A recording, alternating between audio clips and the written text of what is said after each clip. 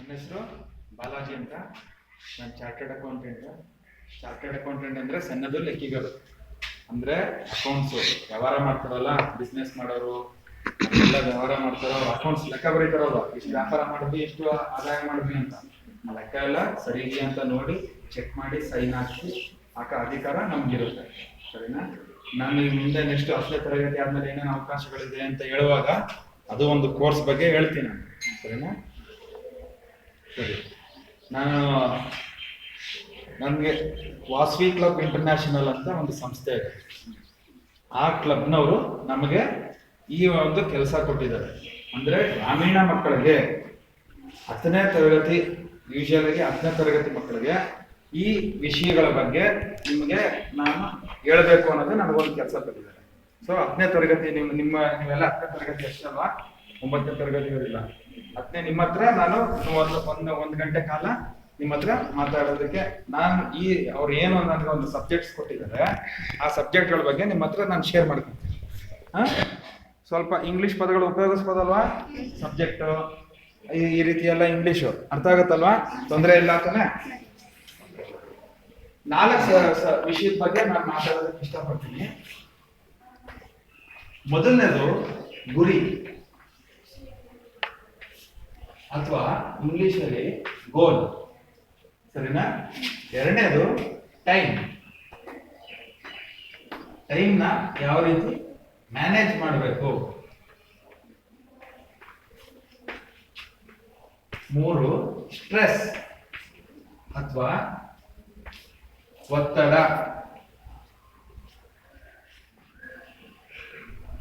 4ನೇದು 10ನೇ ತರಗತಿ ನಂತರ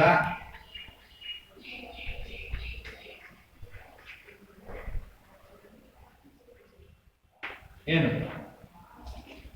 ಈ 4 ವಿಷಯಕ್ಕೂ ಒಂದಕ್ಕೊಂದಕ್ಕೆ ಸಂಬಂಧ ಇದೆ. ಯಾವ ರೀತಿ ಸಂಬಂಧ ಇರುತ್ತೆ?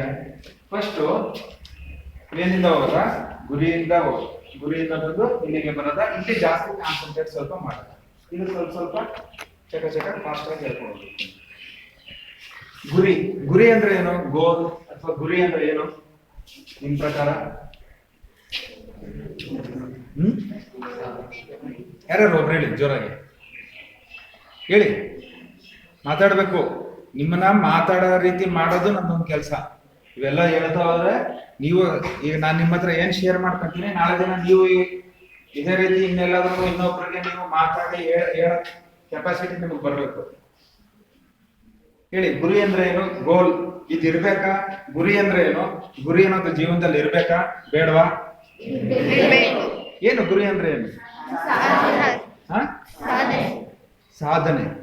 ಸಾಧನೆ ಹೇಳಿದ್ದು. ಗುರಿ ಮುಟ್ಟಿದ್ಮೇಲೆ ಆಗೋದು ಸಾಧನೆ.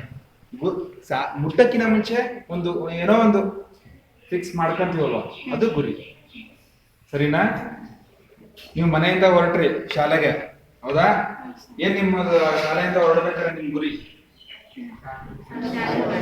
ಶಾಲೆಗೆ ಹೋಗ್ಬೇಕು.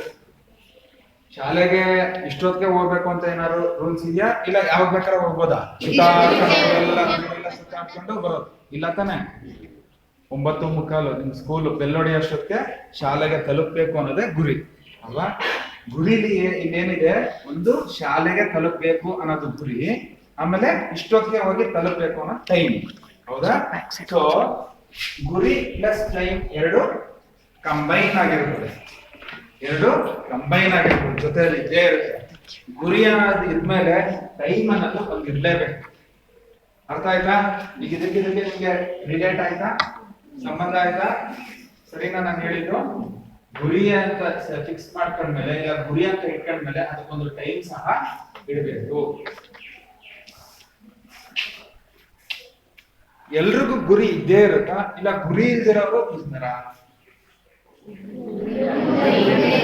ಗುರಿ ಇದ್ದೇ ಇರುತ್ತೆ ಎಲ್ರಿಗೂ. ಇಲ್ಲಿ ಎಷ್ಟು ಜನ ಇದ್ದೀರಾ ನೀವು? 40 ಜನನ? 38 ಜನಕ್ಕೂ 38 ತರ ಗುರಿ ಇದೆಯಾ? ಏನೇನ್ ಗುರಿ ಇದೆ ಹೇಳಪ್ಪ? ನಿನ್ ಗುರಿ ಏನಪ್ಪ? ಓದ್ಬೇಕು ಅನ್ನೋದೇ ಗುರಿನಾ? ಸರಿ, ಕುತ್ಕೋ. ನೀನ್ ಹೇಳ, ಏನ್ ನಿನ್ ಗುರಿ? ಓದ್ಬೇಕು ಅಷ್ಟೇ, ಸ್ಪೆಸಿಫಿಕ್ ಆಗಿ ಏನೂ ಇಲ್ಲ. ಅಮ್ಮ ನೀನು ಓದ್ಬೇಕು, ಕೆಲಸ ಏನ್ ಕೆಲಸ? ಯಾವ್ದಾದ್ರು ನೀವ್ ಹೇಳಮ್ಮ. ಟೀಚರ್ ಆಗಬೇಕು. ಸರಿ, 4 ಜನ ಕೇಳಿದೆ. 4 ಜನದಲ್ಲಿ ಇವರಿಬ್ರು ಏನಂದ್ರು, ಓದ್ಬೇಕು ಅಷ್ಟೇ ಅವ್ರು ಹೇಳಿದ್ರು. ಅದನ್ನ ಓದ್ಬೇಕು, ಅದನ್ನ ಆಮೇಲೆ ಹೇಳ್ತೀನಿ. ಈ ಈ ಈ ಹುಡುಗಿ ಏನಾದ್ರು ಹೇಳಿದ್ರು, ನಾನು ಓದ್ಬೇಕು, ಕೆಲ್ಸಕ್ಕೆ ಸೇರ್ಬೇಕು. ಇವ್ರು ಹೇಳಿದ್ರು ಟೀಚರ್ ಆಗ್ಬೇಕು. ಸೊ ಈ 4 ಜನದಲ್ಲಿ ಯಾವ್ದು ಗುರಿ ಅಲ್ಲ? ಇವ್ರದ್ದು ಅವ್ರದ್ದು ಗುರಿ ಜಸ್ಟ್ ಏನು ಅಂದ್ರೆ ಗುರಿ ಇದೆ, ಬಟ್ ಸ್ಪೆಸಿಫಿಕ್ ಆಗಿಲ್ಲ.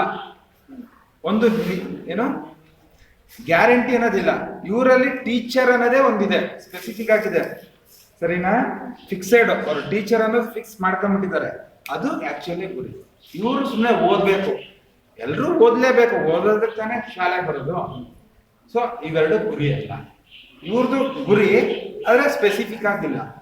ಅರ್ಥ ಆಯ್ತಾ? ಈಗ ಅರ್ಥ ಆಯ್ತಾ? ಗುರಿ ಅಂದ್ರೆ ಯಾವ ರೀತಿ ಇರ್ಬೇಕು? ಸ್ಪೆಸಿಫಿಕ್ ಆಗಿರ್ಬೇಕು. ನಾನು ಇಂಥದ್ದೇ ಆಗ್ಬೇಕು, ಅದನ್ನೇ ಗುರಿ ಅನ್ನೋದು. ಸುಮ್ಮನೆ ಓದ್ಬೇಕು ಅನ್ನೋದು ಅದು ಏನು, ಅದು ದಿನನಿತ್ಯದ ಕೆಲಸ, ವ್ಯವಹಾರ ಮಾಡ್ಬೇಕು, ದಿನನಿತ್ಯದ ಕೆಲಸ. ಕೆಲ್ಸಕ್ಕೆ ಸೇರ್ಕೋಬೇಕು. ಹೌದು, ಕೆಲ್ಸಕ್ಕೆ ಸೇರ್ಕೊಂತೀರ. ಏನಿಲ್ಲ ಅಂದ್ರೆ ದುಡಿಮೆ ಇಲ್ಲದೆ ಜೀವನ ಬದುಕಕ್ಕಾಗತ್ತಾ? ಇಲ್ಲ. ಸ್ಪೆಸಿಫಿಕ್ ಆಗಿದೆಯಲ್ಲ, ಟೀಚರ್ ಆಗ್ಲೇಬೇಕು ಅನ್ನೋದು, ಅದು ಗುರಿ. ಗುರಿಲಿ 2 ತರ. ಏನು ಅಂದ್ರೆ ಅಲ್ಪಾವಧಿ, ದೀರ್ಘಾವಧಿ. Short term goals, long term goals. Short term goals ಅನ್ನೋದನ್ನ ಯಾವ್ದನ್ನ ಹೇಳ್ತೀವಿ? ಒಂದು 12 ತಿಂಗಳು ಅಂದ್ರೆ 1 ವರ್ಷದ ಒಳಗಡೆ ಟೈಮ್ ಫಿಕ್ಸ್ ಮಾಡ್ಕೋಣ ಅಂತ ಗುರಿ. ಅಂದ್ರೆ ಈಗ ನಿಮ್ಮ ಶಾರ್ಟ್ ಟರ್ಮ್ ಗೋಲ್ಸ್ ನಿಮ್ ಪ್ರಕಾರ ಈಗ ಏನಿದೆ? SSLC ಎಕ್ಸಾಮ್ ಅಲ್ಲಿ ಚೆನ್ನಾಗಿ ಮಾರ್ಕ್ಸ್ ತೆಗೆದು ಟಾಪರ್ ಆಗೋದು, ಅದು ಶಾರ್ಟ್ ಟರ್ಮ್ ಗೋಲ್. ಅಂದ್ರೆ 1 ವರ್ಷ ತಾನೇ ಇದು. ಈಗ ಕೆಲ್ಸಕ್ಕೆ ಸೇರ್ಕೋಬೇಕು ಅನ್ನೋದಿದೆಯಲ್ಲ, ಇದು ಲಾಂಗ್ ಟರ್ಮ್ ಗೋಲ್. ಅಂದ್ರೆ ಅದ್ರಲ್ಲಿ ಟೈಮ್ ಏನು, 1 ವರ್ಷದ ಮೇಲ್ಪಟ್ಟು. ಇದು ಕೆಲ್ಸಕ್ಕೆ ಟೀಚರ್ ಆಗ್ಬೇಕು ಅನ್ನೋದು ಒಂದ್ ವರ್ಷದಲ್ಲಿ ಆಗದೆ ಇರೋದು ಮಾತು. ಅದು ಗೊತ್ತಿರೋದೇ. ಅದು 1 ವರ್ಷ SSLC ಮುಗಿಯಕ್ಕೆ 1 ವರ್ಷ ಆಗ್ಬೇಕು, PUC ಆಗಕ್ಕೆ 2 ವರ್ಷ ಆಗ್ಬೇಕು, PUC ಆದ್ಮೇಲೆ TCH, ಟೀಚರ್ ಆಗ್ಬೇಕು ಅಂದ್ರೆ TCH, ಅಥವಾ BA ಮಾಡ್ಕೊಂಡು B.Ed ಮಾಡಿ ಟೀಚರ್ ಆಗ. ಸೊ ಅಲ್ಲೊಂದು 3-4 ವರ್ಷ. ಎಷ್ಟಾಯ್ತು? 4, 2, 6, 1, 7 ವರ್ಷ ಬೇಕು ಟೀಚರ್ ಆಗಕ್ಕೆ. ಇದು ಲಾಂಗ್ ಟರ್ಮ್ ಗೋಲ್, ದೀರ್ಘಾವಧಿ ಗುರಿ. ಸರಿನಾ? ಕೆಲವರು ಗುರಿನೇ ಇಟ್ಕೊಳ್ಳೋದಿಲ್ಲ. ಏನಕ್ಕೆ ಕೆಲವರು ಗುರಿ ಇಟ್ಕೊಳ್ಳೋದಿಲ್ಲ? ಈಗ ನೀನು ಟೀಚರ್ ಆಗಕ್ಕೆ ನೀನ್ ಗುರಿ ಇಟ್ಕೊಂಡಿದ್ಯಾ? ಏನಕ್ಕೆ ಗುರಿ ಇಟ್ಕೊಂಡೆ? ಏನು ನಿನಗೆ ಉತ್ತೇಜನ ಬಂತು, ಇಂಥದ್ದೇ ನಾನು ಗುರಿ ಇಟ್ಕೋಬೇಕು ಅಂತ? ಸರಿ, ಕೆಲವರು ಗುರಿ ಇಟ್ಕೊಳ್ಳೋದಕ್ಕೆ ಹಿಂದೆ ಮುಂದೆ ನೋಡ್ತಾರೆ, ಇಲ್ಲ ಇಟ್ಕೊಳ್ಳೋದೇ ಇಲ್ಲ. ಏನಕ್ಕೆ ಅಂದ್ರೆ ಅವ್ರಿಗೆ ಒಂದು ಹೆದರಿಕೆ ಇರುತ್ತೆ. ನಾನು ಒಂದು ಗುರಿ ಇಟ್ಕೊಂಡ್ರೆ ನಾನು ಅದನ್ನ ಸಾಧಿಸ್ತೀನೋ ಇಲ್ವೋ, ನನ್ನ ಕೈಯಲ್ಲಿ ಆಗುತ್ತೋ ಇಲ್ವೋ, ನನಗೆ ಅಷ್ಟು ಕೆಪಾಸಿಟಿ ಇದೆಯಾ, ನನಗೆ ತಾಕತ್ ಇದೆಯಾ ಅಷ್ಟು. ಇಲ್ಲ, ನಾನೊಂದು ಗುರಿ ಇಟ್ಕೊಂತೀನಿ, ನಾನು ಯಾರೋ ನನ್ನ ಫ್ರೆಂಡಿಗೆ ಹೇಳ್ತೀನಿ, ನೋಡಪ್ಪ ಇದು ನನ್ನ ಗುರಿ. ಈಗ ಅವ್ರು ಹೇಳಿದ್ರು ಟೀಚರ್ ಆಗೋ ಗುರಿ. ಈ ಹುಡುಗಿ ಏನ್ ಮಾಡುತ್ತೆ? ಆ ಹುಡುಗಿಗೆ ಆಡ್ಕೊಂಡ್ಬಿಡ್ತಾಳೆ, ಟೀಚರ್ ಅಂತ ನಿನ್ ಕೈಯಲ್ಲಿ ಆಗುತ್ತಾ? ಈ ರೀತಿ ಏನಾರ ಯಾರು ಆಡ್ಕೊಂತಾರೋ ಇಲ್ಲ ಏನಾರ ಅಣಗಿಸ್ತಾರೋ ಅಂದ್ರೆ ಡಿಸ್ಕರೇಜ್ ಅಂತೀವಿ. ಎನ್ಕರೇಜ್ ಅಂದ್ರೆ ಪ್ರೋತ್ಸಾಹ. ಪ್ರೋತ್ಸಾಹಕ್ಕೆ ಆಪೋಸಿಟ್ ಏನು? ಡಿಸ್ಕರೇಜ್. ಕನ್ನಡದಲ್ಲಿ ಪ್ರೋತ್ಸಾಹ. ಸರಿ, ಪ್ರೋತ್ಸಾಹಕ್ಕೆ ವಿರುದ್ಧವಾಗ್ತದ. ಸರಿ, ಏನೋ ಒಂದು ಡಿಸ್ಕರೇಜ್. ಆ ರೀತಿ ಡಿಸ್ಕರೇಜ್ ಮಾಡ್ತಾರೆ ಅಂದ್ಬಿಟ್ಟು ಕೆಲವರು ಏನ್ ಮಾಡ್ತಾರೆ? ಗುರಿನೇ ಇಟ್ಕೊಳ್ಳೋದಿಲ್ಲ. ಸೊ ನೀವೆಲ್ಲ ನಿಮ್ಮಲ್ಲಿ ಈ ರೀತಿ ಏನಾದ್ರೂ ಹೆದರಿಕೆ ಇದ್ದು, ಇಲ್ಲ ನನಗೆ ನನ್ನ ಕೈಯಲ್ಲಿ ಆಗುತ್ತೋ ಇಲ್ವೋ ಅಂತ ನಿಮ್ಗೆ ಆತ್ಮವಿಶ್ವಾಸ ಇಲ್ಲ ಅಂದ್ರೆ ಅದನ್ನೆಲ್ಲ ಸೈಡ್ಗೆ ಇಟ್ಟು, ಅದನ್ನೆಲ್ಲ ಮರೆತು ದಯವಿಟ್ಟು ಎಲ್ಲರೂ ಒಂದೊಂದು ನಿಮ್ಮ ಜೀವನಕ್ಕೆ ನಿಮ್ಮದೇ ಆದ ಒಂದು ಗುರಿ ಇಟ್ಟರು. ಏನ್ ಹೆದರ್ಕೋಬೇಡಿ. ಯಾರು ಏನ್ ಬೇಕಾದ್ರೆ ಮಾತಾಡ್ತಾರೆ, ಮಾಡಿದ್ರು ಮಾತಾಡ್ತಾರೆ, ಮಾಡ್ಲಿಲ್ಲ ಅಂದ್ರೂ ಮಾತಾಡ್ತಾರೆ. ಹೌದಾ? ಜನರು ಬಾಯಿ ಮುಚ್ಸಕ್ಕಾಗತ್ತಾ? ಇವತ್ತು ನಾನು ಇಲ್ಲಿ ಬಂದ್ ಮಾತಾಡ್ದಾಗ ಕೆಲವ್ರು ಏನಂತಾರೆ, ನೋಡಿ ಏನೋ ಮಾತಾಡ್ತಿದ್ದಾನೆ ಅಂದ್ರೂ ಮಾತಾಡ್ತಾರೆ. ಮಾತಾಡ್ಲಿಲ್ಲ ಅಂದ್ರೆ ನೋಡೋ ಮಾತಾಡ್ಲೇ ಇಲ್ಲ, ಸುಮ್ಮನೆ ಇಲ್ಲೆಲ್ಲ ಮಾತಾಡ್ತಾನೆ, ಅಲ್ಲೋಗಿ ಮಾತಾಡಕ್ ತಾಕತ್ತಿಲ್ಲ ಅಂತ 2 ತರನು ಜನ ಮಾತಾಡ್ತಾರೆ. ಸೊ ಯಾರ ಬಗ್ಗೆನೂ ತಲೆ ಕೆಡ್ಸ್ಕೋಬೇಡಿ. ನಿಮ್ಮ ಜೀವನ ನಿಮ್ ಗುರಿ. ಹೌದಾ? ಬೇರೆಯವ್ರ ತಲೆ ಯೋಚನೆ ಮಾಡ್ತಾ ಕುತ್ಕೊಂಡ್ರೆ ನಿಮ್ದು ಸಾಧಿಸಕ್ಕಾಗತ್ತಾ? ಇಲ್ಲ ತಾನೆ? ಸಚಿನ್ ತೆಂಡೂಲ್ಕರ್ ಅನ್ಕೊಂಡಿದ್ನ ಅವನು ಕ್ರಿಕೆಟ್ ದೇವರಾಗ್ತಾನೆ ಅಂತ. ಅವ್ನಿಗೇನು ಹೇಳ್ತಾರೆ? ಕ್ರಿಕೆಟಿನ ದೇವರು ಅಂತ ತಾನೆ. ಸರಿನಾ? ಯಶ್ ಅವ್ನು ಹೀರೋ ಆಗ್ತಾನೆ ಅಂತ ಅನ್ಕೊಂಡಿದ್ನ, ಅಣ್ತಮ್ಮ ಅನ್ಕೊಂಡು ಕೊಡೋದು ಸಿಗೋದು. ಬಟ್ ಅವ್ನು ಅನ್ಕೊಂಡಿದ್ದ ಹೀರೋ ಆಗ್ತಾನೆ ಅಂತ, ಇಲ್ಲ ಯಾರು ಏನಾರು ಅಂದ್ರು ಅಂತ ಅವ್ನು ಸುಮ್ಮನೆ ಆದ್ನ, ಅವ್ನು ಸಾಧಿಸ್ದ. ಹೌದಾ? ಸೊ ನಿಮ್ ಜೀವನಕ್ಕೆ ನೀವೇ ಏನು ಸೂತ್ರಧಾರಿ, ನಿಮ್ ಜೀವನಕ್ಕೆ ನೀವೇ ಸಾರಥಿಗಳು. ಸೊ ಪ್ರತಿಯೊಬ್ರು ಗುರಿ ಇಟ್ಕೊಳ್ಳಿ. ಗುರಿ ಇಟ್ಕೊಳ್ಳುವಾಗ ಏನೇನು ನಾವು ಯೋಚನೆ ಮಾಡ್ಬೇಕು ಗುರಿ ಇಟ್ಕೋಬೇಕಾದ್ರೆ? ಒಂದು ಗುರಿ ಇಟ್ಕೊಳ್ಬೇಕಾದ್ರೆ ಒಂದು ನಿಜ ಅನ್ನೋದಿರ್ಬೇಕು. ಗುರಿ ಇಟ್ಕೊಳ್ಳೋದ್ರೆ ನೈಜತೆ. ಇನ್ನೊಬ್ರು ನಂಬರೀತಿ ಇರಬೇಕು. ಇನ್ನೊಂದು ನಾವು ಅದನ್ನ ಸಾಧಿಸೋ ಇದರಲ್ಲಿ ಅಟ್ಲೀಸ್ಟ್ ಇರಬೇಕು. ನಮ್ ಕೆಪಾಸಿಟಿಗೆ ನಾವು ನಡೆಯೋ ದಾರಿಲಿ, ಇಲ್ಲ ನಾವು ಯಾವ ಫೀಲ್ಡ್ ಅಲ್ಲಿ ಇರ್ತೀವೋ ಆ ಫೀಲ್ಡ್ ಅಲ್ಲಿ ನಾವು ಗುರಿ ಇಟ್ಕೋಬೇಕು. ಈಗ ಸೈನ್ಸ್ ನೆಕ್ಸ್ಟ್ ನಾಳೆ ದಿನ ನೀವು PUC ಅಲ್ಲಿ ಸೈನ್ಸ್ ತಗೊಂಡು ಸೈನ್ಸ್ ಅಲ್ಲಿ ಗುರಿ ಇಟ್ಕೋಬೇಕು ಹೊರತು ಆರ್ಟ್ಸ್ ಅಲ್ಲಿ ಗುರಿ ಇಟ್ಕೊಂಡ್ರೆ ಸರಿ ಹೋಗಲ್ಲ. ಹೌದಾ? ಸೊ ನೀವ್ ಯಾವ ದಾರಿಲಿ ಹೋಗ್ತಿದ್ದೀರಾ ಅದ್ರಲ್ಲಿ ಗುರಿ ಇಟ್ಕೋಬೇಕು. ಇಲ್ಲ ಗುರಿ ಫಿಕ್ಸ್ ಮಾಡ್ಕೊಂಡ್ಮೇಲೆ ಆ ದಾರಿಲಿ ನೀವು ಹೋಗಿ, ಗುರಿ ಯಾವ್ದೋ ಒಂದು ಇಟ್ಕೊಂಡು ಬೇರೆ ದಾರಿಲಿ ಹೋದ್ರೆ ಅದು ಸರಿ ಹೋಗಲ್ಲ. ಸರಿನಾ? ನಂಬ ರೀತಿ ಗುರಿ ಇರಬೇಕು. ಏನು 625ಕ್ಕೆ 625 ತೆಗೆದು ತಗೊಳ್ಳೋಂತ ಗುರಿ ನಿಜ ಅಥವಾ ನಂಬ ಅಂತ. 625ಗೆ ಇರೋದೇ 625 ಮಾರ್ಕ್ಸ್. ನಾನು SSLC 700 ಮಾರ್ಕ್ಸ್ ತೆಗಿತೀನಿ ಅಂದ್ರೆ ಅದು ಸರಿನಾ? ಸೊ ನಮ್ದು ಏನು ಒಂದು ರೂಪುರೇಷ ಇರುತ್ತೆ, ನಮ್ಗೆ ಏನೋ ಒಂದು ಮಾರ್ಜಿನ್ ಇರುತ್ತೆ, ಆ ಮಾರ್ಜಿನ್ ಅಲ್ಲಿ ಗುರಿ ಇಟ್ಕೊಳ್ಳೋದು. ಅಂದ್ರೆ ನಾವ್ ಏನಾರ ಗುರಿ ಇಟ್ಕೊಂಡ್ರೆ ಒಬ್ರು ನಂಬ ರೀತಿ ಒಂದು ನೈಜತೆ ಇರೋಂತ ಗುರಿ ಇರ್ತದೆ. ಓಕೆನಾ? ಅದಕ್ಕೆ ಟೈಮ್ ಅನ್ನೋದಿರುತ್ತೆ. ನೀವ್ ಯಾವ್ದೇ ಒಂದು ಗುರಿ ಫಿಕ್ಸ್ ಮಾಡ್ಕೊಂಡ್ರೆ ಅದಕ್ಕೆ ಒಂದು ಟೈಮ್ ಕೊಟ್ಕೊಳ್ಬೇಕು. ಈಗ ಟೀಚರ್ ಆಗ್ಬೇಕು ಅಂದ್ರೆ ಅದಕ್ಕೆ ಮಿನಿಮಮ್ ಎಷ್ಟು ವರ್ಷ ಆಗ್ಬೇಕು? 7 ವರ್ಷ ಅಂತ ಆಗ್ಲೇಬೇಕು. ನೀವು 7 ವರ್ಷದಲ್ಲೇ ನಾನು ಟೀಚರ್ ಆಗ್ತೀನಿ ಅಂತಾನೆ ಗುರಿ ಇಟ್ಕೋಬೇಕು. 10 ವರ್ಷ ಅಂತ ಇಟ್ಕೋಬಾರ್ದು. 10 ವರ್ಷ ಅಂತ ಇಟ್ಕೊಂಡ್ರೆ ಏನದ ಸೂಚಿಸುತ್ತೆ? ಫೇಲ್ ಆಗಿ ಅಟೆಂಪ್ಟ್ ತಗೊಂತೀನಿ. ಸೊ ಏನು ಅಲ್ಲಿ ನಿಮ್ಗೆ ನೆಗೆಟಿವ್ ಬರುತ್ತೆ. ಹೌದಾ? ಸೊ ನೀವು ಗುರಿ ಇಟ್ಕೊಂಡಾಗ ಆ ಗುರಿ ರೀಚ್ ಆಗಕ್ಕೆ ಎಷ್ಟು ಮಿನಿಮಮ್ ಟೈಮ್ ಆಗುತ್ತೋ ಆ ಮಿನಿಮಮ್ ಟೈಮ್ನೇ ನಿಮ್ ಟೈಮ್. ಅರ್ಥ ಆಯ್ತಾ?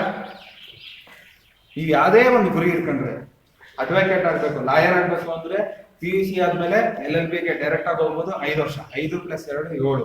ಅಥವಾ ಡಿಗ್ರಿ BCom ಆದ್ಮೇಲೆ LLBಗೆ ಹೋಗ್ಬೇಕು, ಆವಾಗ 3 ವರ್ಷ.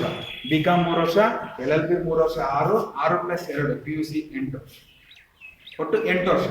ಈ ರೀತಿ ನೀವು ಯಾವಾಗ ನೀವು ಏನ್ ಗುರಿ ಇಟ್ಕೊಂತೀರೋ ಅದರಲ್ಲಿ ಆ ಗುರಿ ತಲುಪೋದಕ್ಕೆ ಯಾವ್ದು ಶಾರ್ಟೆಸ್ಟ್ ರೂಟ್ ಅಥವಾ ಮಿನಿಮಮ್ ಟೈಮ್ ಅಂತ ಇರುತ್ತೋ ಆ ಮಿನಿಮಮ್ ಟೈಮೇ ನಿಮ್ ಗುರಿ, ನಿಮ್ ಟೈಮ್. ಫಸ್ಟ್ ಗುರಿ ಫಿಕ್ಸ್ ಮಾಡ್ಕೋಬೇಕು. ಗುರಿ ಹಾಗೆ ಏನ್ ಟೈಮ್ ಆದಷ್ಟು ನಿಯರೆಸ್ಟ್ ಇದೆ. ಡೈರೆಕ್ಟ್ ಆಗಿ ಹೋದ್ರೆ ಏನು ಅಡೆತಡೆಗಳು ಇಲ್ಲದೆ ಹೋದ್ರೆ ಏನ್ ಟೈಮ್ ಬರುತ್ತೆ ಆ ಟೈಮು ನಿಮ್ಗೆ ಈ ಗುರಿ ಪ್ಲಸ್ ಟೈಮ್ ಎರಡು ಫಿಕ್ಸ್ ಆಗ್ಬೇಕು ನಿಮ್ಮ ಜೀವನದಲ್ಲಿ. ಗುರಿ ಇಟ್ಕೊಂಡು ಗುರಿ ಜೊತೆ ಟೈಮ್ ಫಿಕ್ಸ್ ಮಾಡ್ಕೊಂಡು ನಡೆದ್ರೆ ಏನಾಗುತ್ತೆ ನಿಮ್ ಜೀವನಕ್ಕೆ?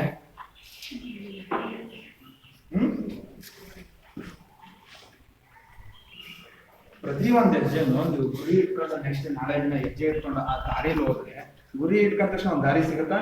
ಆ ದಾರಿಲಿ ಹೋದ್ರೆ ನಿಮ್ಮ ಜೀವನಕ್ಕೆ ಒಂದು ಅರ್ಥ ಇದೆ. ಹೌದಾ? ಆಮೇಲೆ ನೀವು ಪ್ರತಿಯೊಂದು ಹೆಜ್ಜೆನು ಹುಷಾರಾಗಿರ್ತೀರಾ, ಯೋಚನೆ ಮಾಡಿರ್ತೀರಾ, ಒಂದು ಅರ್ಥ ಇರ್ತದೆ. ಹೌದಾ? ಇಲ್ಲ ಅಂದ್ರೆ ಸುಮ್ಮನೆ ಹೋಗ್ತಾ ಇರುತ್ತೆ ಜೀವನ. ದಿನ ಬೆಳಗ್ಗೆ ಆಗುತ್ತೆ, ತಿಂಡಿ ಊಟ ಹೋದು, ಅದು ಏನಾಗುತ್ತೆ ಅದ್ರೊಳಗೆ ಸಂಜೆ ಸೂರ್ಯ ಮುಳುಗ್ತಾನೆ, ಊಟ ಮಾಡಿ ಬರುತ್ತೆ, ಕ್ಲೋಸ್. ಏನಾದ್ರೂ ಒಂದು ಮೀನಿಂಗ್ ಇರುತ್ತಾ? ಈಗ ರಾಜ್ಯದಲ್ಲಿ ಬೇಸಿಗೆ ರಾಜ್ಯದಲ್ಲಿ ನೀವು ದಿನ ಹೆಂಗ್ ಪಾಸ್ ಮಾಡ್ತೀರಾ? ಸುಮ್ಮನೆ 60 ದಿನ ಪಾಸ್ ಆಗುತ್ತೆ ಅಷ್ಟೇ. ಹೌದಾ? ಏನಾದ್ರೂ ಒಂದು ಫಿಕ್ಸೆಡ್ ಇರುತ್ತಾ ಟೈಮ್ ಟೇಬಲ್? ಇಲ್ಲ ಏನೋ ಒಂದು ನಿಮ್ಗೆ ಪ್ಲಾನ್ ಇರುತ್ತಾ? ಏನಿರಲ್ಲ. 60 ದಿನ ಹೆಂಗ್ ಕಳೀತು ಏನೋ ಅಂತ ಗೊತ್ತಾಗುತ್ತೆ. ಖಂಡಿತನ ನಿಜನಾ? ಅದೇ ಸ್ಕೂಲಲ್ಲಿ ಇದ್ರೆ ನಿಮ್ಗೆ ದಿನ ನಡೆಯೋದು ಗೊತ್ತಾಗುತ್ತೆ. ಆಮೇಲೆ ಆ ದಿನ ಇವತ್ತಿನ ದಿನ ಏನೋ ಒಂದು ಕೆಲಸ ಮಾಡಿರ್ತೀರ, ನಿಮ್ಮ ಒಂದು ರಾತ್ರಿ ಮಲಗೋಗ ಒಂದು ಸ್ಯಾಟಿಸ್ಫ್ಯಾಕ್ಷನ್, ಇವತ್ತೇನೋ ಒಂದು ಕೆಲಸ ಮಾಡಿದ್ದೀನಿ, ಇವತ್ತಿಷ್ಟು ಈ ಟೈಮ್ನ ನಾನು ಉಪಯೋಗ ಮಾಡಿದ್ದೀನಿ ಅಂತ. ಹೌದಾ? ಕರೆಕ್ಟಾ? ಸ್ಕೂಲಲ್ಲಿ ದಿನ ಕಳೆಯೋದಕ್ಕೂ ರಾಜ್ಯದಲ್ಲಿ ದಿನ ಕಳೆಯೋಕ್ಕೂ ವ್ಯತ್ಯಾಸ ಇದೆಯಾ? ಅದೇ ರೀತಿ ಗುರಿ ಇಲ್ದಿರೋ ಜೀವನ ರಜಾ ದಿನಗಳು. ಏನೋ ಬೆಳಗ್ಗೆ ಆಗುತ್ತೆ, ಸಂಜೆ ಆಗುತ್ತೆ, ಕ್ಲೋಸ್. ಅದೇ ಗುರಿ ಸ್ಕೂಲ್ ಇದೆ. ಡೈಲಿ ಒಂದು ನಿಮ್ಗೆ ಯಾವುದೋ ಒಂದು ಶೆಡ್ಯೂಲ್ ಇರುತ್ತೆ, ಪ್ಲಾನ್ ಇರುತ್ತೆ. ಇವತ್ತಿದ್ದು ಒಂಬತ್ತು ಗಂಟೆಗೆ ನಾನು ರೆಡಿ ಆಗಿರ್ಬೇಕು, 9:05ಕ್ಕೆ ನಾನು ಮನೆ ಬಿಡಬೇಕು, 9:15ಗೆ ಶಾಲೆ ರೀಚ್ ಆಗ್ಬೇಕು, 4 ಗಂಟೆ ಶಾಲೆ, 4 ಗಂಟೆ ಆದ್ಮೇಲೆ 5 ಗಂಟೆವರೆಗೂ ಮನೆಗೆ ಹೋಗೋದು, ಸುದ್ ಮಾಡೋದು, ನಿಮ್ಗೊಂದು ಟೈಮ್ ಟೇಬಲ್ ಇರುತ್ತೆ. ಸೊ ನೀವು ಅದನ್ನ ಬದಲಾಯಿಸಕ್ಕಾಗಲ್ಲ. ಆಮೇಲೆ ನೀವು ಮಾಡ್ತಾರ ಪ್ರತಿಯೊಂದು ಕೆಲಸಕ್ಕೂ ಒಂದು ರೀಸನ್ ಇರುತ್ತೆ, ಒಂದು ಕಾರಣ ಇರುತ್ತೆ. ಹೌದಾ? 9 ಗಂಟೆಗೆ ಸೈಕಲ್ ತುಳಿಯಕ್ಕೆ ಸ್ಟಾರ್ಟ್ ಮಾಡಿದ್ರೆ ಏನ್ ಕಾರಣ? ಶಾಲೆಗೆ ಹೋಗ್ತಾ ಇದ್ದೀನಿ ಅಂತ. ಶಾಲೆಯಿಂದ ಹೋಗ್ಬೇಕಾದ್ರೆ ಓಡಾಡ್ತಾ ಇದ್ರೆ ಏನ್ ಕಾರಣ? ಈಗ ಯಾರೋ ಕೇಳ್ತಾರೆ ಎಲ್ಲಿ ಹೋಗ್ತಾ ಇದೀಯ? ಮನೆಗೆ ಹೋಗ್ತಾ ಇದೀನಿ, ಒಂದು ಕಾರಣ ಇರುತ್ತೆ. ಅದೇ ರಜಾದಿನದಲ್ಲಿ ಸುಮ್ಮನೆ ಸೈಕಲ್ ತಗೊಂಡು ಹೊರಡ್ತೀರಾ ತಿಂಡಿ ಆದ್ಮೇಲೆ, ಎಲ್ಲಿಗೋ ಇಲ್ಲೇ ಒಂದು ಅರ್ಧ ಗಂಟೆ ಹೋಗಿ ಬರೋದ ಟೈಮ್ ಪಾಸ್, ಎಲ್ಲಿ ಏನೋ ಗೊತ್ತಿಲ್ಲ. ಹೌದಾ? ಸೊ ಗುರಿ ಇಲ್ದಿರೋ ಜೀವನ ಈ ರೀತಿ, ಗುರಿ ಇರೋ ಜೀವನ ಶಾಲೆಯಲ್ಲಿ ಇರೋದು. ಗುರಿ ಇದ್ರೆ ನಿಮ್ಮ ಪ್ರತಿಯೊಂದು ಹೆಜ್ಜೆನು, ಪ್ರತಿಯೊಂದು ನಿಮಿಷನು ಅದಕ್ಕೊಂದು ಅರ್ಥ ಇರುತ್ತೆ, ಕಾರಣ ಇರುತ್ತೆ. ಹೌದಾ? ಅರ್ಥ ಆಯ್ತಾ? ಸರಿನಾ ನಾನು ಹೇಳಿದ್ದು? ಸಮಾಧಾನನ? ನೆಕ್ಸ್ಟ್, ಇವೆರಡು ಇಟ್ಕೊಂಡಾಗ ನಿಮ್ಗೆ ಈ ಒತ್ತಡಗಳು ಬರುತ್ತಾ ಬರೋದಿಲ್ಲ? ಏನ್ ಒತ್ತಡ ಬರುತ್ತೆ? ಈಗ ಟೀಚರ್, ನಿನ್ಗೆ ಏನು ಒತ್ತಡ ಬರುತ್ತಮ್ಮ ನೆಕ್ಸ್ಟ್ ನಾಳೆ ದಿನ? ಹೇಳು. ಈಗ ನೀನ್ ಟೀಚರ್ ಅಂತ ನೀನ್ ಗುರಿ ಇಟ್ಕೊಂಡಿದ್ಯಾ, ಈಗ ನಿನ್ಗೆ ಸಹಾಯ ಮಾಡಕ್ಕೆ ನಾನು ಬಂದಿದ್ದೀನಿ, ನಿನ್ಗೆ ಏನಿದೆ ಅದನ್ನ ಹೇಳು. ಈಗ ನಿನ್ಗೆ ಹೇಳೋ ರೂಪದಲ್ಲಿ ಇವ್ರುಗಳಿಗೂ ನಾನು ಅದನ್ನ ಹೆಲ್ಪ್ ಆಗೋ ರೀತಿ ಹೇಳ್ಬೋದು. ಏನ್ ಒತ್ತಡ ಬರುತ್ತಾ ಇಲ್ವೋ? ಏನ್ ಒತ್ತಡ ಬರ್ಬೋದು? ಡಿಸ್ಟರ್ಬ್ ಆಗುತ್ತೆ. ಆಮೇಲೆ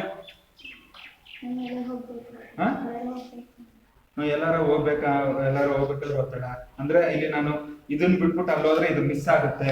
ಸರಿ, ಕೂತ್ಕೋ. ಅದ್ರ ಜೊತೆಗೆ ನಾನು ಮನೇಲಿ ಕಳ್ಸೋದಿಲ್ಲ ಅಂದ್ರೆ ಈ ಟೀಚರ್ ಆಗೋದಕ್ಕೆ ಕಳಿಸ್ತಾರೋ ಇಲ್ವೋ ಅಂತ ಹೆದರಿಕೆ, ಅದೊಂದು ಒತ್ತಡ. ಸರಿ, ಆಮೇಲೆ ನಾನು ಇದನ್ನ ಇನ್ನೇನು ಹತ್ರ ಬರ್ತಿದೆ, ನಾನು ಇದನ್ನ ಮಾಡೋದಕ್ಕೆ ಆಗುತ್ತೋ ಇಲ್ವೋ ಅನ್ನೋದು ಒಂದು ಒತ್ತಡ. ಹೌದಾ? ಈ ರೀತಿ ಒತ್ತಡಗಳು ಬಂದಾಗ ನೀವು ಇದನ್ನ ಯಾವ ರೀತಿ ಆಚೆ ಬರಬೇಕು ಅನ್ನೋದನ್ನ ಸಹ ನೀವು ಈ ಗುರಿ ಪ್ಲಸ್ ಟೈಮ್ ಇವೆರಡು ಫಿಕ್ಸ್ ಮಾಡ್ಕೊಂಡಾಗ ನೀವೊಂದು ಪ್ಲಾನ್ ಮಾಡ್ಬೇಕು. ಪ್ಲಾನ್ ಏನು ಅಂದ್ರೆ ಒಂದ್ ಕಡೆ ಬರ್ದಿಟ್ಕೋಬೇಕು, ಒಂದು ಪೇಪರ್ ಅಲ್ಲಿ ಬರ್ದಿಟ್ಕೋಬೇಕು. ಇಲ್ಲ ನೀವು ಲಾಜಿಕಲ್ ಅಂದ್ರೆ ಇಮ್ಯಾಜಿನ್ ಮಾಡ್ತಿರ್ಬೇಕು, ಸುಮ್ಮನೆ ಇಂತಿಂತ ದಾರಿ ಅಂತ ಫಿಕ್ಸ್ ಮಾಡ್ಕೋಬೇಕು. ಒಂದು ಬರ್ದಿರಿ, ಇಲ್ಲ ಅಂದ್ರೆ ನಿಮ್ಮ ಪುಸ್ತಕದಲ್ಲಿ ಬರೆದಿರಿ, ಇಲ್ಲ ಮಸ್ತಕದಲ್ಲಿ ಬರ್ತೀರಿ. ಸರಿನಾ? ಮಸ್ತಕ ಅಂದ್ರೆ ಲಾಜಿಕಲ್, ಅದಕ್ಕೆ ಇಂಗ್ಲಿಷ್ ಅಲ್ಲಿ ಏನಂತೀವಿ? ಲಾಜಿಕಲ್ ಆಗಿ. ಇದರಲ್ಲಿ ನೀವೊಂದು ದಾರಿ ಮಾಡ್ಕೋಬೇಕು. ಈ ದಾರಿ ಮಾಡ್ಕೊಂಡಾಗ ಈ ರೀತಿ ಹೋಗಿ ನಾನು ನನ್ನ ಗುರಿನ ತಲುಪಬೇಕು ಅಂತ ನೀವೊಂದು ಪ್ಲಾನ್ ಮಾಡ್ಕೊಂತೀವಿ. ಪ್ಲಾನ್ ಮಾಡ್ಕೊಂಡಾಗ ಈ ಪ್ಲಾನ್ ಮಾಡ್ಬೇಕಾದ್ರೆ ಏನೇನು ಅಡೆತಡೆಗಳು ಬರುತ್ತೆ ಅನ್ನೋದನ್ನ ಸಹ ನೀವು ಗೆಸ್ ಮಾಡಬಹುದು. ಈಗ ಇವ್ರು ಗೊತ್ತು ಏನು, ನಾನು ಟೀಚರ್ ಆಗ್ಬೇಕಾದ್ರೆ ಮನೆಯಲ್ಲಿ ಕಳಿಸ್ತಾರೋ ಇಲ್ವೋ, ಇಲ್ಲ ನನಗೆ ಓದೋದಕ್ಕೆ ಆಗುತ್ತೋ ಇಲ್ವೋ, ಎಲ್ಲಾರ ಆಚೆ ಗೀಚೆ ಹೋಗೋ ಅಂಥದ್ದು, ಇವೆಲ್ಲ ಅಡೆತಡೆಗಳು. ಈ ಅಡೆತಡೆಗಳಿಂದ ನಾವು ಆಚೆ ಬರಬೇಕು ಅಂದ್ರೆ ಏನ್ ಮಾಡ್ಬೇಕು ಅದನ್ನ ಸಹ ನೀವು ಪ್ಲಾನ್ ಮಾಡ್ಬೇಕಾದ್ರೆ ಅದನ್ನ ಒಂದ್ ಕಡೆ ಅದನ್ನು ಸಹ ಬರ್ದಿಡ್ಕೋಬೇಕು. ಈ ರೀತಿ ನನಗೆ ತೊಂದರೆ ಆದಾಗ ನಾನು ಇದರಿಂದ ಯಾವ ರೀತಿ ಆಚೆ ಬಂದು ಪುನಃ ನನ್ನ ದಾರಿಲಿ ನಾನು ಕಟ್ನಿಟ್ಟಾಗಿ ಹೋಗ್ಬೇಕು ಅನ್ನೋದನ್ನ ಸಹ ನೀವು ಅದನ್ನ ಒಂದ್ ಕಡೆ ನೋಟ್ ಮಾಡ್ಕೋಬೇಕು. ಇವತ್ತೇ ನೀವು ಇದಕ್ಕೆಲ್ಲ ಮೆಂಟಲಿ ಪ್ರಿಪೇರ್ ಆಗಿದ್ರೆ ಆವತ್ತಿನ ದಿನ ಆ ಅಡೆತಡೆ ಏನು ಸಡನ್ ಆಗಿ ಬರುತ್ತೆ ಆವತ್ತಿನ ದಿನ ಧೈರ್ಯವಾಗಿ ಫೇಸ್ ಮಾಡ್ತೀವಿ. ಹೌದಾ? ಇವಾಗ ದಾರಿಲಿ ಹೋಗ್ಬೇಕಾದ್ರೆ ನಿಮ್ಗೆ ಮೊದ್ಲೇ ಗೊತ್ತಿರುತ್ತೆ ಎದುರುಗಡೆ ಒಂದು ಬಸ್ ಬರುತ್ತೆ, ಬಸ್ ಬಂದ್ರೆ ನಾನು ಸೈಡ್ಗೆ ಹೋಗ್ಬೇಕು ಅನ್ನೋದು ಮೊದ್ಲೇ ಗೊತ್ತಿರುತ್ತೆ. ಆ ಬಸ್ ಬಂದಾಗ ನೀವು ಏನ್ ಮಾಡ್ತೀರಾ? ಏನು ಟೆನ್ಷನ್ ಆಗದೆ ಸೈಕಲ್ನ ಸೈಡ್ ತಗೊಂತೀರ. ಹೌದಾ? ಅದೇ ನಿಮ್ಗೆ ಅದು ಐಡಿಯಾನೇ ಇದೆ, ಸಡನ್ ಆಗಿ ಬಸ್ ಬಂದ್ರೆ ಏನ್ ಮಾಡ್ತೀರಾ? ಗಾಬರಿ ಆಗ್ತೀರಾ, ಬಿದ್ದೋಗ್ತೀರಾ, ಇಲ್ಲ ಗುದ್ದಿಸ್ಬಿಡ್ತೀರಾ, ಇಲ್ಲ ಹಳ್ಳಕ್ಕೆ ಬಿದ್ದುಬಿಡ್ತೀರಾ. ಹೌದಾ? ಅದೇ ನಿಮಗೆ ಮೊದಲೇ ಗೊತ್ತಿದ್ರೆ ಕೆಳಗಡೆ ಇಳಿಸ್ತೀರಾ. ಅಂದ್ರೆ ನಿಮ್ಗೆ ಗೊತ್ತು ಬಸ್ ಬಂದಾಗ ಏನ್ ಮಾಡ್ಬೇಕು ಅನ್ನೋದು ಗೊತ್ತು. ಸಡನ್ ಆಗಿ ಬಂದಾಗ ನೀವು ಮೆಂಟಲಿ ಪ್ರಿಪೇರ್ ಆಗಿಲ್ಲ ಅಂದ್ರೆ ಏನ್ ಮಾಡ್ಬೇಕು ಅನ್ನೋದು ಗೊತ್ತಿರಲ್ಲ. ಒಳಗಡೆ ಇರುತ್ತೆ ಮನಸ್ಸಲ್ಲಿ, ದೇವರು ಅದಕ್ಕೆ ಇನ್ಬಿಲ್ಟ್ ಒಳಗಡೆ ಅದನ್ನ ಕೊಟ್ಬಿಟ್ಟಿದ್ದಾನೆ ಬುದ್ಧಿ, ಬಟ್ ಸಡನ್ ಆಗಿ ಬಂದಿದ್ದು ನಿಮ್ಗೆ ಮೈಂಡಿಗೆ ಫ್ಲಾಶ್ ಆಗಲಿಲ್ಲ. ಸೊ ಈ ಆಕ್ಸಿಡೆಂಟ್ ಆಗುತ್ತೆ. ಮೊದಲೇ ಮೆಂಟಲಿ ಪ್ರಿಪೇರ್ ಆಗಿದ್ರೆ ಬಸ್ ಅಲ್ಲ ಟ್ರೈನ್ ಬಂದ್ರು ನೀವು ಫೇಸ್ ಮಾಡ್ತೀರ. ಕೂಲಾಗಿ ಸೈಕಲ್ನ ಕೆಳಗಡೆ ಇಳಿಸ್ತೀರಾ, ಅದ್ರ ಪಡೆಗೆ ಹೋಗುತ್ತೆ, ನಿಮ್ಮ ಪಡೆಗೆ ನೀವು ಸೇಫ್ ಆಗಿ. ಹೌದಾ? ನಿಜನಾ ಇದು? ಆನ್ಯುವಲ್ ಎಕ್ಸಾಮ್ ಬರುತ್ತೆ ಅನ್ನೋದು ಗೊತ್ತಿದೆ. ಇಷ್ಟನೇ ತಾರೀಕು ಅಂತ ಇವತ್ತು ಹೇಳಿದ್ರೆ ನೀವು ಆವತ್ತಿನ ತಾರೀಕು ನೀವೇ ಪ್ರಿಪೇರ್ ಆಗಿ ಬರ್ತೀರಾ ನೋಟ್ ಪ್ಯಾಡ್ ಇಟ್ಕೊಂಡು. ಅದೇ ಇಲ್ಲಿ ಬಂದ ತಕ್ಷಣ ಇವತ್ತು ಎಕ್ಸಾಮ್ ಬರೀ ಅಂದ್ರೆ ಹೆಂಗಿರುತ್ತೆ? ಹಾಗಾಗಿ ನೀವು ಪ್ಲಾನ್ ಮಾಡ್ಕೊಂಡಾಗ ನಿಮ್ಮ ಅಡೆತಡೆಗಳು ಏನೇನ್ ಬರುತ್ತೆ ಅದಕ್ಕೆ ಮೊದಲೇ ಪ್ರಿಪೇರ್ ಆಗಿದ್ರೆ ಈಸಿಯಾಗಿ ಫೇಸ್ ಮಾಡ್ತೀರಾ. ನಿಮ್ದಾಗಿ ನೀವು ಇರ್ತೀರಾ. ನೀವು ನಿಮ್ಮ ಸೆಲ್ಫ್ ಕಾನ್ಫಿಡೆನ್ಸ್ ನ ಕಳ್ಕೊಳ್ಳೋದಿಲ್ಲ, ನಿಮ್ಮ ಆತ್ಮವಿಶ್ವಾಸನ ಕಳ್ಕೊಳ್ಳೋದಿಲ್ಲ. ಅರ್ಥ? ಇದೆಲ್ಲ ಮಾಡಿದ್ಮೇಲೆ ನೀವು ಗುರಿ ತಲುಪ್ತೀರ. ಹೌದಾ? ಗುರಿ ಯಾವತ್ತ ಒಂದಿನ ತಲುಪಲೇಬೇಕಾನೆ ನಿಮ್ಗೆ ಕೊಟ್ಟಿರೋ ಟೈಮ್ಗೆ. ಈ ಗುರಿ ತಲುಪಿದಾಗ ಏನೆಲ್ಲ ಆಗುತ್ತೆ? ಏನೆಲ್ಲ ಆಗುತ್ತೆ ಗುರಿ ತಲುಪಿದಾಗ? ಗುರಿ ತಲುಪಿದ್ರಿ, ಟೀಚರ್ ಆದ್ರಿ, ಏನಾಗುತ್ತೆ? ಸಂತೋಷ ಆಗುತ್ತೆ. ಆಮೇಲೆ ಆತ್ಮವಿಶ್ವಾಸ ಬೆಳೀತದೆ. ನೀವೇ ಹೇಳ್ಕೊಂತೀರಾ, ನಾನು ಅನ್ಕೊಂಡಿರೋದನ್ನ ನಾನು ಸಾಧಿಸಿದೆ ಅನ್ನೋ ಒಂದು ತಾಕತ್ ಬರುತ್ತೆ ನಿಮ್ಗೆ. ಹೌದಾ? ಆಮೇಲೆ ನಿಮ್ಮ ಸರ್ಕಲ್ ಅಲ್ಲಿ, ನಿಮ್ಮ ಅಕ್ಕಪಕ್ಕದ ಮನೆಯವರು, ನಿಮ್ಮ ನೆಂಟರು, ನಿಮ್ಮ ಫ್ರೆಂಡ್ಸ್, ನಿಮ್ಮ ಊರಲ್ಲಿ ನಿಮ್ಮನ್ನ ಗುರುತಿಸ್ತಾರೆ. ಹೌದಾ? ನೋಡ್ದ, ಅವನು ಅನ್ಕೊಂಡಿದ್ದ ಸಾಧಿಸ್ದ, ಮುಟ್ಟ ಅಂತ ಹೇಳಿ ಇನ್ನೊಬ್ಬರಿಗೆ ನೀವು ಮಾರ್ಗದರ್ಶಕರ ಆಗಿರ್ತೀರಿ. ಇನ್ನೊಬ್ರು ಬರ್ತಾರೆ, ಇಲ್ಲ ಇನ್ನೊಬ್ರು ಅವ್ರ ಮಕ್ಕಳನ್ನ ಹೇಳ್ ಕಳಿಸ್ತಾರೆ, ನೋಡೋ ಅವನು ಅನ್ಕೊಂಡಿದ್ದನ ಸಾಧಿಸ್ದ, ಹೋಗಿ ಅವನ ಜೊತೆ ನೀನು ಹೆಂಗೆ ಜೀವನದಲ್ಲಿ ಉದ್ಧಾರ ಆಗ್ಬೇಕು ಅನ್ನೋದನ್ನ ಕಲ್ತ್ಕೋ ಅಂತ ಹೇಳ್ ಕಳಿಸ್ತಾರ. ಇಲ್ವ ನಿಮ್ಮ ಹತ್ರಕ್ಕೆ ನೀವು ನಿಮ್ಮ ಆತ್ಮವಿಶ್ವಾಸ ಬೆಳೆಸಿದ್ರೆ ಆಮೇಲೆ ನಿಮ್ಗೆ ಆತ್ಮಛಲ ಬರುತ್ತೆ. ನೀವು ಇನ್ನೊಬ್ರಿಗೆ ಮಾರ್ಗದರ್ಶಕರ ಆಗಿರ್ತೀವಿ. ನಿಜನಾ? ಖಂಡಿತನಾ? ಸರಿ. ಈ ಗುರಿ ಮುಟ್ಟಿದ್ರಿ, ಟೀಚರ್ ಆದ್ರಿ, ಸರಿನಾ? ನೀವೊಂದು ಗುರಿ ಮುಟ್ಟಿದ್ರಿ, ನೀವು ಸಾಧನೆ ಮಾಡಿದ್ರಿ, ಇದೆಲ್ಲ ಆಯ್ತು. ಇದನ್ನ ಇಲ್ಲಿಗೆ ಸ್ಟಾಪ್ ಮಾಡ್ತೀರಾ, ಇಲ್ಲ ಪುನಃ ಇನ್ಯಾವುದಾರ ಹೊಸ ಗುರಿ ಇಟ್ಕೊಂಡು ಮುಂದೆ ಹೋಗ್ತೀರಾ, ಇಲ್ಲ ಗುರಿ ಸಾಧಿಸ್ದೆ ಜೀವನಕ್ಕೆ ಒಂದೇ ಗುರಿ, ಒಂದೇ ದಿನ ಒಂದೇ ಗುರಿ, ಕ್ಲೋಸ್. ಪುನಃ ನೀವು ನಿಮ್ಮ ಇನ್ನೊಂದು ಗುರಿ ಸ್ಟಾರ್ಟ್ ಮಾಡ್ತೀವಿ. ಆ ಗುರಿ ಟಚ್ ಸಾಧನೆ ಮಾಡಿದ್ಮೇಲೆ ನೀವು ಇನ್ನ ಒಂದು ಹೊಸ ಗುರಿ ಸ್ಟಾರ್ಟ್ ಮಾಡ್ತೀವಿ. ಅರ್ಥ ಆಯ್ತಾ? MLA ಆಗ್ಬೇಕು ಅನ್ನೋದು ಗುರಿ. MLA ಆದ್ಮೇಲೆ ಇನ್ನೊಂದು ಹೊಸ ಗುರಿ. 2 ವರ್ಷದಲ್ಲಿ ನಾನು ಕ್ಯಾಬಿನೆಟ್ ಮಿನಿಸ್ಟರ್ ಆಗ್ಬೇಕು, ಮಂತ್ರಿ ಆಗ್ಬೇಕು. ಮಂತ್ರಿ ಆಗಿದ್ದ 2 ವರ್ಷಕ್ಕೆ ಮುಖ್ಯಮಂತ್ರಿ ಆಗ್ಬೇಕು. ಮುಖ್ಯಮಂತ್ರಿ ಆದ್ಮೇಲೆ ಪ್ರಧಾನಮಂತ್ರಿ ಆಗ್ಬೇಕು. ಟೀಚರ್ ಆಗಿದ್ದ 2 ವರ್ಷಕ್ಕೆ 3 ವರ್ಷಕ್ಕೆ ನಾನು ಸ್ಕೂಲ್ ಹೆಡ್ ಮಾಸ್ಟರ್ ಆಗ್ಬೇಕು. ಮಕ್ಕಳು ಇಡೀ ಸ್ಕೂಲ್ ಹುಡುಗರಲ್ಲಿ ನಾನೇ ಬೆಸ್ಟ್ ಟೀಚರ್ ಅಂತ ಅವ್ರಿಗೆ ಈಗ ನಿಮ್ಗೆ ಒಬ್ಬೊಬ್ರಿಗೆ ಒಂದೊಂದು ಟೀಚರ್, ಯಾರೋ ಎಷ್ಟೊಂದು 5-6 ಜನ ಟೀಚರ್ ಇರ್ತಾರೆ, ಆದ್ರೆ ಒಬ್ಬೊಬ್ಬ ಹುಡುಗಂಗೂ ಒಬ್ಬೊಬ್ಬ ಬೆಸ್ಟ್ ಟೀಚರ್ ತಾನೆ. ಆ ತರ ನಾನು ಬೆಸ್ಟ್ ಟೀಚರ್ ಆಗ್ಬೇಕು, HM ಆಗ್ಬೇಕು, ಪ್ರಿನ್ಸಿಪಲ್ ಆಗ್ಬೇಕು, BEO ಆಗ್ಬೇಕು. ಅದು ಹೊಸ ಗುರಿ. ಸರಿನಾ? ಅರ್ಥ ಆಯ್ತಾ? ಇದೆಲ್ಲ ಇದುವರೆಗೂ ಆದ್ರೆ ನೆಕ್ಸ್ಟ್ ಈಗ 10ನೇ ತರಗತಿ ನಂತರ ಏನಾಗುತ್ತೆ? ಈಗ ನಾನು ಇಲ್ಲಿ ಏನೇನು ಹೇಳ್ತೀನಿ, ಏನೇನು ಅವಕಾಶಗಳಿರುತ್ತೆ, ಇದು ಅಥವಾ ಇದಕ್ಕಿನ್ನ ಮೀರಿ ಏನಾರ ನಿಮಗೆ ಗೊತ್ತಿದ್ರೆ ಅದನ್ನ ನೀವು ನಿಮ್ಮ ಜೀವನದಲ್ಲಿ ಒಂದು ಗುರಿಯಾಗಿರ್ಬೇಕು. ನಾನು ಇಂಥದ್ದು ಆಗ್ಲೇಬೇಕು. ಇವ್ರು ಹೇಳಿದ್ದಾರೆ, ಇಂಜಿನಿಯರ್ ಆದ್ರೆ ಏನು, ಲಾಯರ್ ಆದ್ರೆ ಏನು, ಚಾರ್ಟರ್ಡ್ ಅಕೌಂಟೆಂಟ್ ಆದ್ರೆ ಏನು, ಡಾಕ್ಟರ್ ಆದ್ರೆ ಏನು, IAS ಮಾಡಿದ್ರೆ ಏನು. ಸೊ ನಾನು ಇವತ್ತು ಫಿಕ್ಸ್ ಮಾಡ್ಕೊಂತ ಇದ್ದೀನಿ, ನಾನು ಇವತ್ತು ಅದೇ ನಾನು ಇನ್ನಿಷ್ಟು ವರ್ಷ ಆದ್ಮೇಲೆ ನಾನು ಇದು ಹಾಗೇ ಆಗ್ತೀನಿ, ಇದೇ ನನ್ನ ಗುರಿ. ಸೊ ನಾನು ಆ ಗುರಿ ಫಿಕ್ಸ್ ಮಾಡ್ಕೊಂಡ್ರೆ, ಇವತ್ತೇ ಗುರಿ ಫಿಕ್ಸ್ ಮಾಡ್ಕೊಂಡ್ರೆ ಏನಾಗುತ್ತೆ ಉಪಯೋಗ? ಈಗ ಶೈಕ್ಷಣಿಕ ವರ್ಷ ನಿಮ್ಗೆ ಈ ವರ್ಷ ಈಗ ಶುರು ಆಗಿರೋದಿಲ್ವಾ? 1 ತಿಂಗಳೇನೋ ಆಯ್ತು, 1 ತಿಂಗಳಿಗೆ ನೀವು ಅದು ಫಿಕ್ಸ್ ಮಾಡ್ಕೊಂಡ್ರೆ, ಇವತ್ತೇ ಗುರಿ ಫಿಕ್ಸ್ ಮಾಡ್ಕೊಂಡ್ರೆ ಏನಾಗುತ್ತೆ? ನೀವು ಆ ಸಬ್ಜೆಕ್ಟ್ಗೆ ನೀವು ಗುರಿ ಇಟ್ಕೊಂತೀರಾ, ಅದಕ್ಕೆ ಸಂಬಂಧಪಟ್ಟ ಸಬ್ಜೆಕ್ಟ್ ಮೇಲೆ ಕಾನ್ಸಂಟ್ರೇಟ್ ಮಾಡ್ತೀವಿ. ಟೀಚರ್ ಆದ್ರೆ ಸಮಾಜ ಶಾಸ್ತ್ರದ ಮೇಲೆ, ಆರ್ಟ್ಸ್ ಯಾಕಂದ್ರೆ BA ಓದ್ಬೇಕು, B.Ed ಓದ್ಬೇಕು, ಇಲ್ಲ TCH, ಆ ಸಮಾಜಶಾಸ್ತ್ರದ ಮೇಲೆ ನೀವು ನಿಮ್ ಕಾನ್ಸಂಟ್ರೇಟ್ ಸ್ಟಾರ್ಟ್ ಮಾಡ್ತೀರಾ. ಇಂಜಿನಿಯರ್ ಆಗ್ಬೇಕು ಅಂದ್ರೆ ಗಣಿತ ಅಥವಾ ವಿಜ್ಞಾನದ ಮೇಲೆ ಕಾನ್ಸಂಟ್ರೇಟ್ ಇವತ್ತಿಂದನೇ ಶುರು ಆಗುತ್ತೆ. ನಿಮ್ಗೆ ಯಾವತ್ತು ನೀವು ಇವತ್ತಿಂದನೇ ಕಾನ್ಸಂಟ್ರೇಟ್ ಮಾಡ್ತೀರಾ, ಆ ಸಬ್ಜೆಕ್ಟ್ ಅಲ್ಲಿ ನೀವು ಮಾರ್ಕ್ಸ್ ಚೆನ್ನಾಗಿ ತೆಗಿತೀರಾ. ನಿಜನಾ? ನೀವು ಎಷ್ಟು ಜನ ಇವತ್ತಿನ ಪಾಠ ಹಿಂದಿನ ದಿನ ಒಂದ್ಸರಿ ನೋಡ್ಕೊಂಡ್ ಬಂದಿರ್ತೀರಾ? ಯಾರು ಮಾಡ್ತಿದ್ದೀರಾ? ಅದು ನಿಮ್ಗೆ ಟೈಮ್ ಟೇಬಲ್ ಕೊಟ್ಟಿರ್ತಾರೆ ತಾನೆ, ನಾಳೆ ಇಂಥ ಸಬ್ಜೆಕ್ಟ್ ಅಂತ. ಸೊ ನಿಮ್ಗೆ ಇವತ್ತು ಗೊತ್ತಿರ್ತದೆ ನಾಳೆ ಈ ಸಬ್ಜೆಕ್ಟ್ ಅಲ್ಲಿ ಈ ಪಾಠನೇ ಮಾಡ್ತಾರೆ ಟೀಚರ್ ಅಂತ ಗೊತ್ತಿರುತ್ತೆ ತಾನೆ. ಎಷ್ಟು ಜನ ಮಾಡ್ತಿದ್ದೀರಾ ನೀವು? ನಾಳೆ ಪಾಠ ಮಾಡೋದನ್ನ ಇವತ್ತು ಇವತ್ತು ಸಂಜೆ ಒಂದ್ಸಲಿ ಸುಮ್ನೆ ಓದೋದ್ ಬೇಡ, ಸುಮ್ನೆ ಕಣ್ಣಾಡಿಸಿ ಬಂದಿರೋದು ಯಾರು ಮಾಡ್ತಿದ್ದೀರಾ ನೀವು? Wow, very good, super. ಸರಿ, ಇಳಿಸಿ ಕೈ. ನೀವ್ ಇಷ್ಟು ಜನ ಈಗ ಹಿಂದಿನ ದಿನ ನೀವು ನೋಡಿರ್ತೀರಾ, ನಾಳೆ ದಿನ ಪಾಠ ಮಾಡ್ಬೇಕಾದ್ರೆ ನೀವು ಆ ಕಡೆ ಕಿಟಕಿಯಿಂದ ಆಚೆ ನೋಡ್ತಿದ್ರು ಮೇಡಮ್ ಆ ಪಾಠ ಆ ಸಬ್ಜೆಕ್ಟ್ ಆ ಟಾಪಿಕ್ ಹೇಳಿದ ತಕ್ಷಣ ನಿಮ್ ಕಿವಿ ತಿರುಗುತ್ತೋ ಇಲ್ವೋ? ಏನಕ್ಕೆ? ನೀವ್ ಒಂದ್ಸಲಿ ನೋಡಿರ್ತೀರಲ್ಲ, ತಡಿಯಪ್ಪ ಇವ್ರ ಏನೋ ನಾನು ನೋಡಿರೋದನ್ನ ಹೇಳ್ತಿದ್ದಾರೆ, ಅರ್ಥ ಆಗುತ್ತೆ, ಏನೋ ಒಂದು ಆವಾಗ ನಿನ್ನೆ ನೋಡುವಾಗ ಇಷ್ಟ ಅರ್ಥ ಆಗಿಲ್ಲ, ಇನ್ನೊಂದ್ ಸ್ವಲ್ಪ ಕ್ಲಾರಿಟಿ ಸಿಗುತ್ತೆ ಈ ಪಿಕ್ಚರ್ಗೆ ಅಂತ ನೀವು ಅಟೆನ್ಷನ್ ಡೈವರ್ಟ್ ಆಗುತ್ತೆ ತಾನೆ. ಅದೇ ರೀತಿ ನೀವು ಇವತ್ತೇ ಒಂದು ನೀವು ಗುರಿ ಫಿಕ್ಸ್ ಮಾಡ್ಕೊಂಡು ಹೋದ್ರೆ ನೀವು ಪ್ರತಿ ಆ ಸಬ್ಜೆಕ್ಟ್ ಮೇಲೆ ಕಾನ್ಸಂಟ್ರೇಟ್ ಆಗುತ್ತೆ. ಆ ಸಬ್ಜೆಕ್ಟ್ ಮೇಲೆ ನೀವು ಕಾನ್ಸಂಟ್ರೇಟ್ ಮಾಡಿದ್ರೆ ನಿಮ್ಮ ದಾರಿ ಸುಗಮವಾಗಿರುತ್ತದೆ. ಅರ್ಥ ಆಯ್ತಾ? ಮುಂದೆ ಹೋದ್ರೆ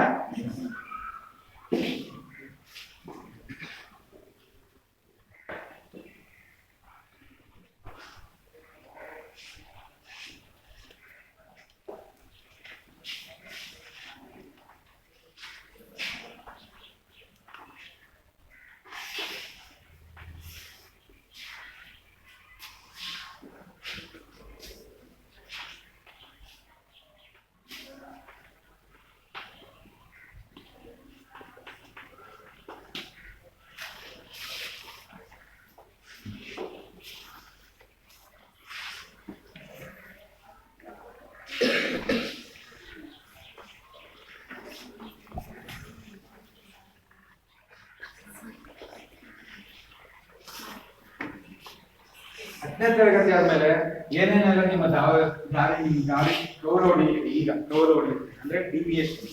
ಇಲ್ಲಿವರೆಗೂ LKG ಇಂದ 10ನೇ ತರಗತಿವರೆಗೂ ಒಂದು ಲೈನ್ ಫಿಕ್ಸ್, ಹೌದಾ? 1 2 3 8 10ನೇ ತರಗತಿವರೆಗೂ ನೀವು ಬರಲೇಬೇಕು, ಇಲ್ಲೂ ಆಚೆ ಆ ಕಡೆ ಈ ಕಡೆ ಹೋಗಂಗಿಲ್ಲ. ಇವಾಗ ನಿಮ್ಗೆ ದಾರಿ ನಿಮ್ಗೆ ಡಿವಿಯೇಷನ್ಸ್ ಇಲ್ಲಿಂದ ಸ್ಟಾರ್ಟ್ ಆಗುತ್ತೆ, ಹೌದಾ? ಅದಕ್ಕೋಸ್ಕರ 10ನೇ ತರಗತಿನ ನಾವು ಸೆಲೆಕ್ಟ್ ಮಾಡ್ತಿದ್ರು ಹೇಳೋದಕ್ಕೋಸ್ಕರ, ಆಯ್ತಾ? 10ನೇ ತರಗತಿ ನಂತರ ಮುಂದೆ ಹೋಗ್ತೀರಾ ಹೋಗೋದಿಲ್ವಾ? ಗ್ಯಾರಂಟಿನ? ಯಾರು 10ನೇ ತರಗತಿ ಸ್ಟಾಪ್ ಮಾಡೋದಿಲ್ವಾ? Very good. 10ನೇ ತರಗತಿ ಆದ್ಮೇಲೆ PUC ಒಂದು ಆಪ್ಷನ್ ಇರುತ್ತೆ, ಡಿಪ್ಲೊಮಾ ಇರುತ್ತೆ, ITI ಇರುತ್ತೆ, ಹೌದಾ? ITI ಹೋದ್ರೆ ಇಲ್ಲೆಲ್ಲ ಏನ್ ಹೇಳ್ಕೊಡ್ತಾರೆ, ಆದಷ್ಟು ನಿಮ್ಗೆ ಫ್ಯಾಕ್ಟ್ರಿಗಳಲ್ಲಿ ಯಾವ ರೀತಿ ಕೆಲಸ ಮಾಡ್ಬೇಕು, ಯಾವ ರೀತಿ ಮಿಷಿನ್ಸ್ ಬರುತ್ತೆ, ಶಾಫ್ಟ್ ಅಂದ್ರೆ ಏನು, ಮೋಟರ್ ಅಂದ್ರೆ ಏನು, ಮೋಟರ್ DC ಅಂದ್ರೆ ಏನು, AC ಮೋಟರ್ ಅಂದ್ರೆ ಏನು, ಸಾಲ್ಡ್ರಿಂಗ್ ಯಾವ ರೀತಿ ಮಾಡಬೇಕು, ವೆಲ್ಡಿಂಗ್ ಯಾವ ರೀತಿ ಮಾಡಬೇಕು, ಬೆಂಡ್ ಯಾವ ರೀತಿ ತೆಗಿಬೇಕು, ಮಿಷಿನ್ಸ್ ವರ್ಕ್ ಮಾಡೋದನ್ನೆಲ್ಲ ಚೆನ್ನಾಗಿ ITI ಹೇಳ್ಕೊಡ್ತಾರೆ. ಇಲ್ಲಿದೆಯಾ ITI ಕಾಲೇಜು? ITI ಕಾಲೇಜಲ್ಲಿ ಇಲ್ಲಿ ಇದಕ್ಕೆ ಹೋದ್ರೆ ITI ಕೋರ್ಸ್ ಹೋದ್ರೆ ನಿಮ್ಗೆ ಪ್ಯೂರ್ ಮೆಕ್ಯಾನಿಕಲ್ ಅಥವಾ ಟೆಕ್ನಿಕಲ್ ಕೆಲಸ ಚೆನ್ನಾಗಿ ಬರುತ್ತೆ. ITI ಓದಿದ್ರೆ ಫ್ಯಾಕ್ಟ್ರಿಗೆ ಹೋಗ್ತೀವಿ ಅಂತ ಅನ್ಕೊಂಡ್ರೆ ತಪ್ಪು. ಫ್ಯಾಕ್ಟ್ರಿಯಲ್ಲಿ ಕೆಲಸ ಮಾಡೋದು ಚೆನ್ನಾಗಿ ಹೇಳ್ಕೊಡ್ತಾರೆ ಮಿಷಿನ್ಸ್ ಎಲ್ಲ. ಕೆಲವರು ITI ಕೆಲಸ ಮಾಡಿ ಏನು ನಾಲೆಡ್ಜ್ ಸಂಪಾದನೆ ಮಾಡಿದ್ದಾರೆ ಅದ್ರ ಮೇಲೆ ಅವರೇ ಮಿಷಿನ್ಸ್ ನ ಕಂಡಿಡ್ದಿದ್ದಾರೆ. ಈಗ ಒಂದು ಮೋಟ್ರು ಅಥವಾ ಏನೋ ಒಂದು ವಾಲ್ವ್, ಇದನ್ನೆಲ್ಲ ಏನ್ ಅಲ್ಲಿ ಕಲ್ತಿರ್ತಾರೆ, ಅಲ್ಲಿ ಯಾವುದೋ ಒಂದು ದೊಡ್ಡ ಮಿಷಿನ್ ಬಗ್ಗೆ ಅವ್ರು ಹೇಳ್ಕೊಟ್ಟಿರ್ತಾರೆ. ಅವ್ರ ನಾಲೆಡ್ಜ್ ಯಾವ ರೀತಿ ಇರುತ್ತೆ, ಏನಕ್ಕೆ ಇಷ್ಟು ದೊಡ್ಡ ಮಿಷಿನ್ ಬೇಕು, ಇದನ್ನ ಇನ್ನೂ ಚಿಕ್ಕದ್ ಮಾಡ್ಬೋದಲ್ವಾ? ಚಿಕ್ಕದ್ ಮಾಡಿದಾಗ ಏನಾಗುತ್ತೆ, ತಯಾರಿಸೋದಕ್ಕೆ ದುಡ್ಡು ಕಮ್ಮಿ ಬೀಳುತ್ತೆ. ಆಮೇಲೆ ಎಲೆಕ್ಟ್ರಿಸಿಟಿ ಕನ್ಸಂಪ್ಷನ್, ಎಲೆಕ್ಟ್ರಿಸಿಟಿ ಕರೆಂಟ್ನ ಎಳ್ಕೊಳ್ಳೋದು ಸಹ ಕಮ್ಮಿ ಆಗುತ್ತೆ. So cost of the product, ಆ ಮಿಷಿನ್ ತಯಾರಿಸೋದು ಅಥವಾ ಅದನ್ನ ಉಪಯೋಗಿಸೋದು ಕಾಸು ನಮಗೆ ಕಮ್ಮಿ ಆಗುತ್ತೆ ಅಲ್ವಾ? ಆ ರೀತಿ ಕಂಡಿದ್ದು ಫ್ಯಾಕ್ಟ್ರಿ ಮಾಡಿರೋರು ಇದ್ದಾರೆ. ಈಗ ITI ಹೋದ್ರೆ ಇದನ್ನ ಕಲಿಸಿ ನೀವೇ ಬೇಕಾದ್ರೆ ಒಂದು ಫ್ಯಾಕ್ಟ್ರಿ ಓಪನ್ ಮಾಡ್ತೀವಿ, ಎಲ್ಲೇ ಹೋಗಿ ಕೆಲಸ ಅಂತಲ್ಲ. ITI ಅಂದ್ರೆ ಬರೀ ಗಂಡ್ಮಕ್ಳು ಮಾತ್ರ ಅಲ್ಲ, ಹೆಣ್ಮಕ್ಳು ಸಹ ಮಾಡ್ತೀವಿ, ಆಯ್ತಾ? ಏನೆಲ್ಲ ಹೇಳ್ತೀನಿ ಅದು ಗಂಡ್ಮಕ್ಳು ಹೆಣ್ಮಕ್ಳು ಇಬ್ಬರು. ಬರೀ ಏನಾದ್ರು ಮೆಕ್ಯಾನಿಕಲ್ ಆಟೋಮೊಬೈಲ್ ಅಂತ ಅಂದ್ರೆ ಅವ್ರಿಗೆ ಮಾತ್ರ ಇದು ನಮ್ಗಲ್ಲ ಅಂತ ಆಗ್ತದೆ, ಸರಿನಾ? ಡಿಪ್ಲೊಮಾ ನೋಡ್ಬೋದು ಇಲ್ಲಿ diploma in electrical, diploma in computer science, diploma in automation, ಇದೇ ರೀತಿ ಸುಮಾರು ಎಲ್ಲ ಬರುತ್ತೆ. ಮೇಯ್ನ್ ಆಗಿ ಡಿಪ್ಲೊಮಾ ಇನ್ ಎಲೆಕ್ಟ್ರಿಕಲ್ ಕೆಲಸ ಮಾಡಿದ್ರೆ ನಿಮಗೆ KIT ಕೆಲಸ ಸಿಗೋ ಚಾನ್ಸಸ್ ಜಾಸ್ತಿ. ಕರೆಂಟ್ ನೀವು ಡಿಪ್ಲೊಮಾ ಎಲೆಕ್ಟ್ರಿಕಲ್ ಮಾಡಿದ್ರೆ ಕಾಂಟ್ರಾಕ್ಟ್ ಆಗಿದ್ದು ಇಲ್ಲ ಎಲೆಕ್ಟ್ರಿಕ್ ಕಾಂಟ್ರಾಕ್ಟ್ ಅಂದ್ರೇನು ನಮಗೆ ಮನೆ ವೈರಿಂಗ್ ಎಲ್ಲ ಬೇಕು, ಇದನ್ನೆಲ್ಲ ಇರುತ್ತೆ.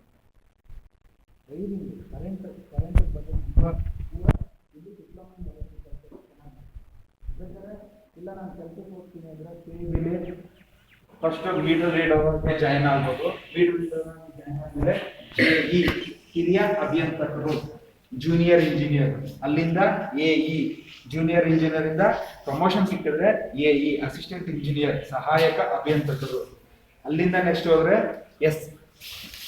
SE ಸೀನಿಯರ್ ಇಂಜಿನಿಯರ್, ಅಲ್ಲಿಂದ next AEE assistant executive engineer, AEE ಆದ್ಮೇಲೆ ಎಕ್ಸಿಕ್ಯೂಟಿವ್ ಇಂಜಿನಿಯರ್, ಆಮೇಲೆ ಚೀಫ್ ಇಂಜಿನಿಯರ್. ನೀವು ಡೈರೆಕ್ಟ್ ಆಗಿ ಡಿಪ್ಲೊಮಾ ಇನ್ ಎಲೆಕ್ಟ್ರಿಕಲ್ಸ್ ಮಾಡಿದ್ರೆ ಮೀಟರ್ ರೀಡರ್ ಸೇರ್ಕೊಂಡು ಅಲ್ಲಿಂದ JE ಗಂಟ ಮುಂದೆ ಹೋಗೋ ಚಾನ್ಸಸ್ ಇರುತ್ತೆ. ಡಿಪ್ಲೊಮಾ ಇನ್ ಕಂಪ್ಯೂಟರ್ ಸೈನ್ಸ್ ಮಾಡಿದ್ರೆ ಕಂಪ್ಯೂಟರ್ ಅಲ್ಲಿ ಹಾರ್ಡ್ವೇರ್ ಸಾಫ್ಟ್ವೇರ್ ಎಲ್ಲ ನಿಮಗೆ ಬೇಸಿಕ್ಸ್ ಚೆನ್ನಾಗಿರುತ್ತೆ. ಡಿಪ್ಲೊಮಾ ಇನ್ ಕಂಪ್ಯೂಟರ್ ಸೈನ್ಸ್ ಮಾಡಿ ಬೇರೆ ದೇಶದಲ್ಲಿ ಕೆಲಸ ಮಾಡೋ ಉದಾಹರಣೆಗಳು ಸಾಕಷ್ಟು. ನಮಗೆ ಗೊತ್ತಿರೋರೇ ಒಬ್ರು 2-3 ಜನ ಬರೀ ಡಿಪ್ಲೊಮಾ ಇನ್ ಕಂಪ್ಯೂಟರ್ ಸೈನ್ಸ್ ಮಾಡಿ ಬೇರೆ ದೇಶದಲ್ಲಿ ಕೆಲಸ ಮಾಡಿರೋದು ನನ್ನ ಫ್ರೆಂಡ್ಸ್ ಸರ್ಕಲ್ ಅಲ್ಲೇ ಇದೆ. ಸೊ ನಾವು ಬೇರೆ ದೇಶಕ್ಕೆ ಹೋಗ್ಬೇಕು ಅಂದ್ರೆ BE ಓದ್ಬೇಕು, ಡಾಕ್ಟರ್ ಓದ್ಬೇಕು ಅನ್ನೋದಿಲ್ಲ. ನೀವು ಏನೇ ಓದಿ ಎಲ್ಲದಕ್ಕೂ ಅವಕಾಶ ಇರುತ್ತೆ. ಯಾವಾಗ ನೀವು ಚೆನ್ನಾಗಿ ಮೆರಿಟ್ ತೆಗೆದ್ರೆ ಮಾತ್ರ. ಸುಮ್ಮನೆ ಪಾಸ್ ಆಗಬೇಕು, ಸುಮ್ಮನೆ ಜಸ್ಟ್ ಪಾಸ್ ಆಗಿ SSLC 35 ಬಂದ್ರೂ ಪಾಸು, 100 ಬಂದ್ರೂ ಪಾಸು, ಹೌದಾ? ಇಬ್ರು ಪಾಸು. ಬಟ್ 100 ಮಾರ್ಕ್ಸ್ ಬಂದಿರೋವನ್ಗೇನೆ ನಾಳೆ ದಿನ ಅವಕಾಶಗಳು ಜಾಸ್ತಿ, ಸರಿನಾ? ಡಿಪ್ಲೊಮಾ ಇನ್ ಆಟೋಮೊಬೈಲ್ಸ್, ಆಟೋಮೇಷನ್ ಅಥವಾ ಆಟೋಮೊಬೈಲ್ಸ್ ಪ್ಯೂರ್ ಆಗಿ ಇದರಲ್ಲಿ ಆಟೋಮೊಬೈಲ್ಸ್ ಸಂಬಂಧಪಟ್ಟಂಗೆ, ವೆಹಿಕಲ್ಸ್ ಸಂಬಂಧಪಟ್ಟಂಗೆ ಇಂಜಿನ್ ಅಂದ್ರೆ ಏನು, ವಾಲ್ವ್ ಅಂದ್ರೆ ಏನು, ಹೌಸಿಂಗ್ ಅಂದ್ರೆ ಏನು. ಹೌಸಿಂಗ್ ಅಂದ್ರೆ ನೀವು ಬಸ್ಸಲ್ಲಿ ಹಿಂದ್ಗಡೆ ನೋಡಿರ್ತೀರಾ, 2 ಚಕ್ರದ ಮೇಲೆ ಒಂದು ಟೂಮ್ ಇರುತ್ತೆ, ಅದಕ್ಕೆ ಹೌಸಿಂಗ್ ಅಂತ. ಓಕೆ, ಆ ತರ ಪೂರ ನಿಮಗೆ ವೆಹಿಕಲ್ಸ್ ಡಿಪಾರ್ಟ್ಮೆಂಟ್ ಅಂದ್ರೆ ಆಟೋಮೊಬೈಲ್ ಡಿಪಾರ್ಟ್ಮೆಂಟ್ ಅಲ್ಲಿ ತನ್ನ ಫುಲ್ ಇದರಲ್ಲಿ ಈ ಕೋರ್ಸ್ ಚೆನ್ನಾಗಿ ಅರ್ಥ ಆಯ್ತಾ? ಇದಾದ್ರೆ ನೆಕ್ಸ್ಟ್ ನರ್ಸಿಂಗ್ ಬರುತ್ತೆ. ನರ್ಸಿಂಗ್ ಅಂದ್ರೆ ನರ್ಸ್ ಕೆಲಸ. ನರ್ಸ್ ಅಂದ್ರೆ ಬರೀ ಲೇಡೀಸ್ ಅಲ್ಲ, ಜೆಂಟ್ಸು ನರ್ಸಿಂಗ್ ಮಾಡ್ಬೋದು. ಯಾವ ರೀತಿ ಫಸ್ಟ್ ಏಡ್ ಟ್ರೀಟ್ ಮಾಡೋದು, ಡ್ರಿಪ್ಸ್ ಹಾಕೋದು ಯಾವ ರೀತಿ, ಡ್ರೆಸ್ಸಿಂಗ್ ಮಾಡೋದು ಯಾವ ರೀತಿ, ಇಂಜೆಕ್ಷನ್ ಕೊಡೋದು ಯಾವ ರೀತಿ. ನಿಮ್ಗೆ ಡಾಕ್ಟರ್ ಅಷ್ಟಿಲ್ಲ ಅಂದ್ರೆ ಏನಂದ್ರು ಡಾಕ್ಟರ್ಗೆ ಸಹಾಯ ಮಾಡೋ ಅಂಥದ್ದು. ಅವ್ರು ಒಂದು ಹೇಳಿದ್ರೆ ಇಂಥದ್ದು ಮಾಡೋ ತಕ್ಷಣ ನೀವು ಮಾಡೋ ಕೆಪಾಸಿಟಿ ನರ್ಸಿಂಗ್ ಅಲ್ಲಿ ಇರುತ್ತೆ. ಆಯ್ತಾ? ನರ್ಸ್ ಕೆಲಸಕ್ಕೂ ಇವತ್ತಿನ ದಿನ ಚೆನ್ನಾಗಿ ಸ್ಕೋಪ್ ಇದೆ ನರ್ಸಿಂಗ್. ಇವತ್ತಿನ ದಿನ ಎಲ್ಲ ಹಾಸ್ಪಿಟಲ್ಸ್ ಎಲ್ಲ ಒಂದಲ್ಲ ಒಂದು ಹಾಸ್ಪಿಟಲ್ ದಿನ ಸಿಟಿ ಕಡೆ ಹೋದ್ರೆ ನಿಮ್ಗೆ ಎಷ್ಟು ಹಾಸ್ಪಿಟಲ್ಸ್ ಡೆವಲಪ್ ಆಗ್ತಾ ಇದೆ ಅಂದ್ರೆ ಅಷ್ಟು ಡೆವಲಪ್ಮೆಂಟ್ ಆಗ್ತಾ ಇದೆ. ಆಮೇಲೆ ನರ್ಸಿಂಗು, ಈ ಹಾಸ್ಪಿಟಲ್ ಎಲ್ಲ ನರ್ಸಿಂಗು 24 hours ಇರಲೇಬೇಕು, ಹೌದಾ? ಡಾಕ್ಟರ್ಗಳು ಬಂದು ಒಂದು ವಿಸಿಟ್ ಕೊಟ್ಬಿಟ್ಟು ಹೋಗ್ಬಿಡ್ತಾರೆ, ನರ್ಸ್ಗಳು 24 hours ಇದ್ದೇ ಇರ್ತಾರೆ. ಸೊ ಇದಕ್ಕೆ ತುಂಬಾ ಬೇಡಿಕೆ ಇದೆ ಇವತ್ತಿನ ದಿನ. ಆಯ್ತಾ? ನೆಕ್ಸ್ಟ್ ಇದಾದ್ರೆ ಡಿ ಫಾರ್ಮಾ ಅಂದ್ರೆ ಈಗ ಡಿಪ್ಲೊಮಾ ಬರ್ತಲ್ಲ, ಇದೇ ರೀತಿ ಡಿ ಫಾರ್ಮಾ. ಡಿ ಫಾರ್ಮಾದಲ್ಲಿ ಏನ್ ಬರುತ್ತೆ? ಡಿ ಫಾರ್ಮಾ ಮಾಡಿದ್ರೆ ಏನು? ಮೆಡಿಕಲ್ ಸ್ಟೋರ್ ಇಡಬೇಕು ಅಂದ್ರೆ ಡಿ ಫಾರ್ಮಾ ಓದಿರ್ಬೇಕು ನೀವು. ಇವತ್ತು ಮೆಡಿಸಿನ್ಸ್, ಮೆಡಿಕಲ್ ಒಳ್ಳೆ ಬಿಸ್ನೆಸ್. ಎಜುಕೇಶನ್ ನೆಕ್ಸ್ಟ್ ಮೆಡಿಕಲ್ಸ್ ಒಳ್ಳೆ ಬಿಸ್ನೆಸ್ ಇವತ್ತು ನಡೀತಾ ಇರುತ್ತೆ. ಡಿ ಫಾರ್ಮಾ ಮಾಡಿದ್ರೆ ಮೆಡಿಕಲ್ ಸ್ಟೋರ್ ಇಡೋದಕ್ಕೆ ಇದು ಈ ಕೋರ್ಸ್ ಕಂಪಲ್ಸರಿ ಆಗಿರ್ಬೇಕು. ಇಲ್ಲೇನ್ ಏನ್ ಹೇಳ್ಕೊಡ್ತಾರೆ ಡಾಕ್ಟರ್ಗಳು? ಡಿ ಫಾರ್ಮಾ ಅವ್ರು ಏನ್ ವ್ಯತ್ಯಾಸ ಅಂದ್ರೆ, ಡಿ ಫಾರ್ಮಾದಲ್ಲಿ ಕಾಯಿಲೆ ಹೇಳಿದ್ರೆ ಮೆಡಿಸಿನ್ ಕೊಡ್ತಾರೆ. ನೀವು ಮೆಡಿಕಲ್ ಸ್ಟೋರ್ ಹೋಗಿ ಜ್ವರ ಅಂದ್ರೆ ಚೆಕ್ ಅಂತ ಮಾತ್ರೆ ಕೊಡ್ತಾರೆ, ತಲೆನೋವು ಅಂದ್ರೆ ಮಾತ್ರೆ ಕೊಡ್ತಾರೆ. ನೀವು ಕಾಯಿಲೆ ಹೇಳಿದ್ರೆ ಮಾತ್ರೆ ಕೊಡ್ತಾರೆ. ಡಾಕ್ಟರ್ ಅಂದ್ರೆ ನೀವು ಏನು ಸಿಂಪ್ಟಮ್ಸ್ ಹೇಳಿದ್ರೆ ಅವ್ರು ಕಾಯಿಲೆ ಹೇಳ್ತಾರೆ, ಕಾಯಿಲೆ ಹೇಳಿ ಪುನಃ ಅವರು ಮೆಡಿಸಿನ್ಸ್ ಬರ್ತಾರೆ. ಡಿ ಫಾರ್ಮಾದಲ್ಲಿ ಮೆಡಿಸಿನ್ಸ್ ಬಗ್ಗೆ ಪೂರಾ ನಿಮಗೆ ನಾಲೆಡ್ಜ್ ಕೊಡ್ತಾರೆ. ಈಗ ಪ್ರೋಸಿನ್ ಅನ್ನೋ ಮಾತ್ರಲ್ಲಿ ಏನಿರುತ್ತೆ, ದೊಡ್ಡವ್ರಿಗೆ ಎಷ್ಟು ಕೊಡ್ಬೇಕು, ಚಿಕ್ಕವ್ರಿಗೆ ಎಷ್ಟು ಕೊಡ್ಬೇಕು, ಇದು ದಿನಕ್ಕೆ 2 ಸಲ ತಗೋಬೇಕಾ 3 ಸಲ ತಗೋಬೇಕಾ ಅನ್ನೋದು ಪೂರಾ ನಿಮಗೆ ಡಿ ಫಾರ್ಮಾದಲ್ಲಿ ಹೇಳ್ಕೊಡ್ತೀನಿ. ಇದಕ್ಕೆ ನೆಕ್ಸ್ಟ್ ಡಿ ಫಾರ್ಮಾ ಆದ್ಮೇಲೆ ಬೇಕಾದ್ರೆ ನೀವು ಬಿ ಫಾರ್ಮಾ ಬೇಕಾದ್ರೆ ಮಾಡಬಹುದು. ಇದಕ್ಕೆ ಅಡ್ವಾನ್ಸ್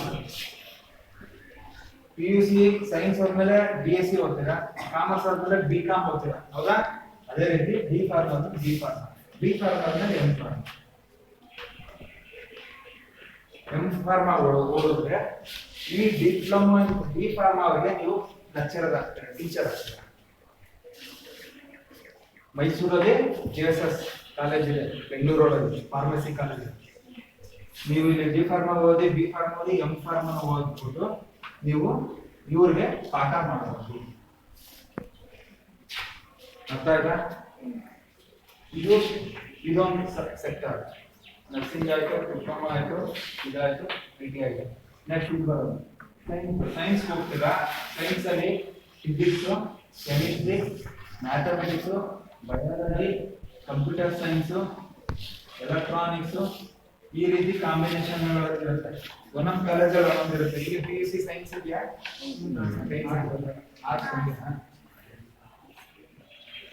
ಒಂದೊಂದು ಕಾಲೇಜಲ್ಲಿ ಬರೀ PCMB ಮಾತ್ರ ಇರುತ್ತೆ, ಒಂದೊಂದು ಕಾಲೇಜಲ್ಲಿ PCMC ಇರುತ್ತೆ, ಬಯಾಲಜಿ ಇರೋದಿಲ್ಲ. ಒಂದೊಂದು ಕಾಲೇಜಲ್ಲಿ PCMB ಇರುತ್ತೆ, ಕೆಲವು ಕಾಲೇಜಲ್ಲಿ ಇಷ್ಟು ಇರುತ್ತೆ ಕಾಂಬಿನೇಷನ್.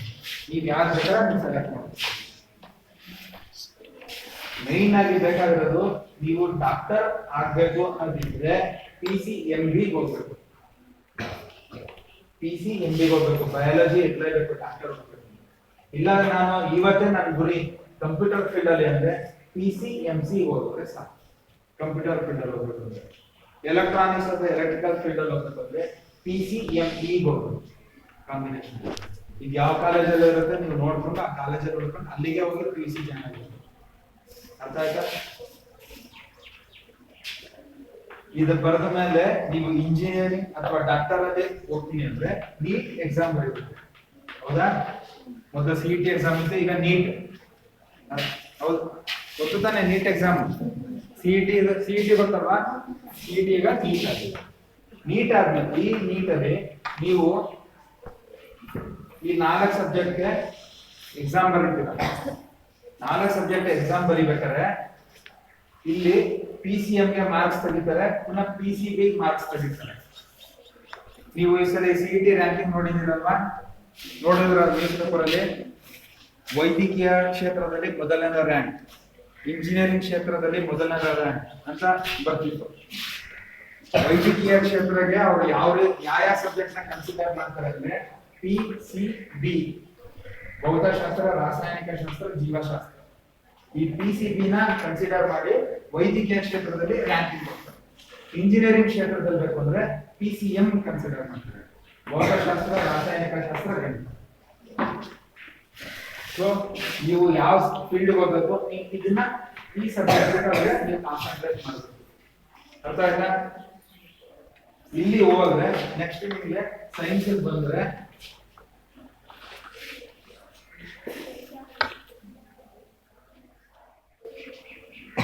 PUC ಅಲ್ಲಿ ಸೈನ್ಸ್ ಮಾಡ್ತೀರಾ. ಸೈನ್ಸ್ ಮಾಡಿದ್ರೆ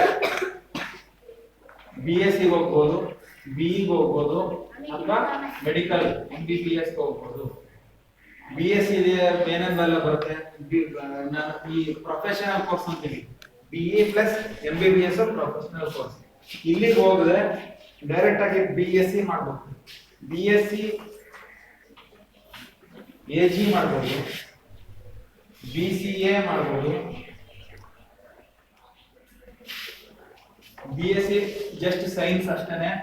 ಇಲ್ಲಿ ನೀವು ಏನ್ ಸೈನ್ಸ್ ಓದಿರ್ತೀರಾ ಇದನ್ನ ಅಡ್ವಾನ್ಸ್ ಆಗಿ ಹೋಗ್ತೀರಾ. ಅಡ್ವಾನ್ಸ್ ಆಗಿ ಹೋದ್ಮೇಲೆ BSc OG AG. BSc AG ಅಂದ್ರೆ BSc ಅಗ್ರಿಕಲ್ಚರ್. ಅಗ್ರಿಕಲ್ಚರ್ ಅಂದ್ರೆ ನೀವು ವ್ಯವಸಾಯದ ಬಗ್ಗೆ ನಿಮಗೆ ಇದರಲ್ಲಿ ಚೆನ್ನಾಗಿ ಹೇಳ್ಕೊಡ್ತಾರೆ. ಯಾವ ಗೊಬ್ಬರ ಯೂಸ್ ಮಾಡಿದ್ರೆ ನಿಮಗೆ, ಕ್ರಾಪ್ಸ್ ಯಾವ ರೀತಿ ಮಾಡಬೇಕು, ಸೀಡ್ಸ್ ಯಾವ ರೀತಿ ಮಾಡಬೇಕು, ವ್ಯವಸಾಯ ಯಾವ ರೀತಿ ಮಾಡಬೇಕು ಅನ್ನೋದು BSc AG ಚೆನ್ನಾಗಿ ಹೇಳ್ಕೊಡ್ತಾರೆ. ಇವತ್ತಿನ ದಿನ ಇದಕ್ಕೆ ಒಳ್ಳೆ ಸ್ಕೋಪ್ ಇದೆ. ಏನಕ್ಕೆ? ನೆಕ್ಸ್ಟ್ ನೀವೆಲ್ಲ ಕೇಳಿದ್ದೀರಾ ಆರ್ಗ್ಯಾನಿಕ್ ಫಾರ್ಮಿಂಗ್, ಸಾವಯವ ಕೃಷಿ ಕೇಳಿದ್ದೀರಾ? ಇವತ್ತು ನೀವು BSc AG ಮಾಡಿ ಅದು ಆರ್ಗ್ಯಾನಿಕ್ ಫಾರ್ಮಿಂಗ್, ಸಾವಯವ ಕೃಷಿ ಇದ್ರ ಬಗ್ಗೆ ಚೆನ್ನಾಗಿ ಓದ್ಕೊಂಡ್ರೆ ನಾಳೆ ದಿನ ನಿಮ್ ಪ್ರಪಂಚ ನಿಮ್ದು.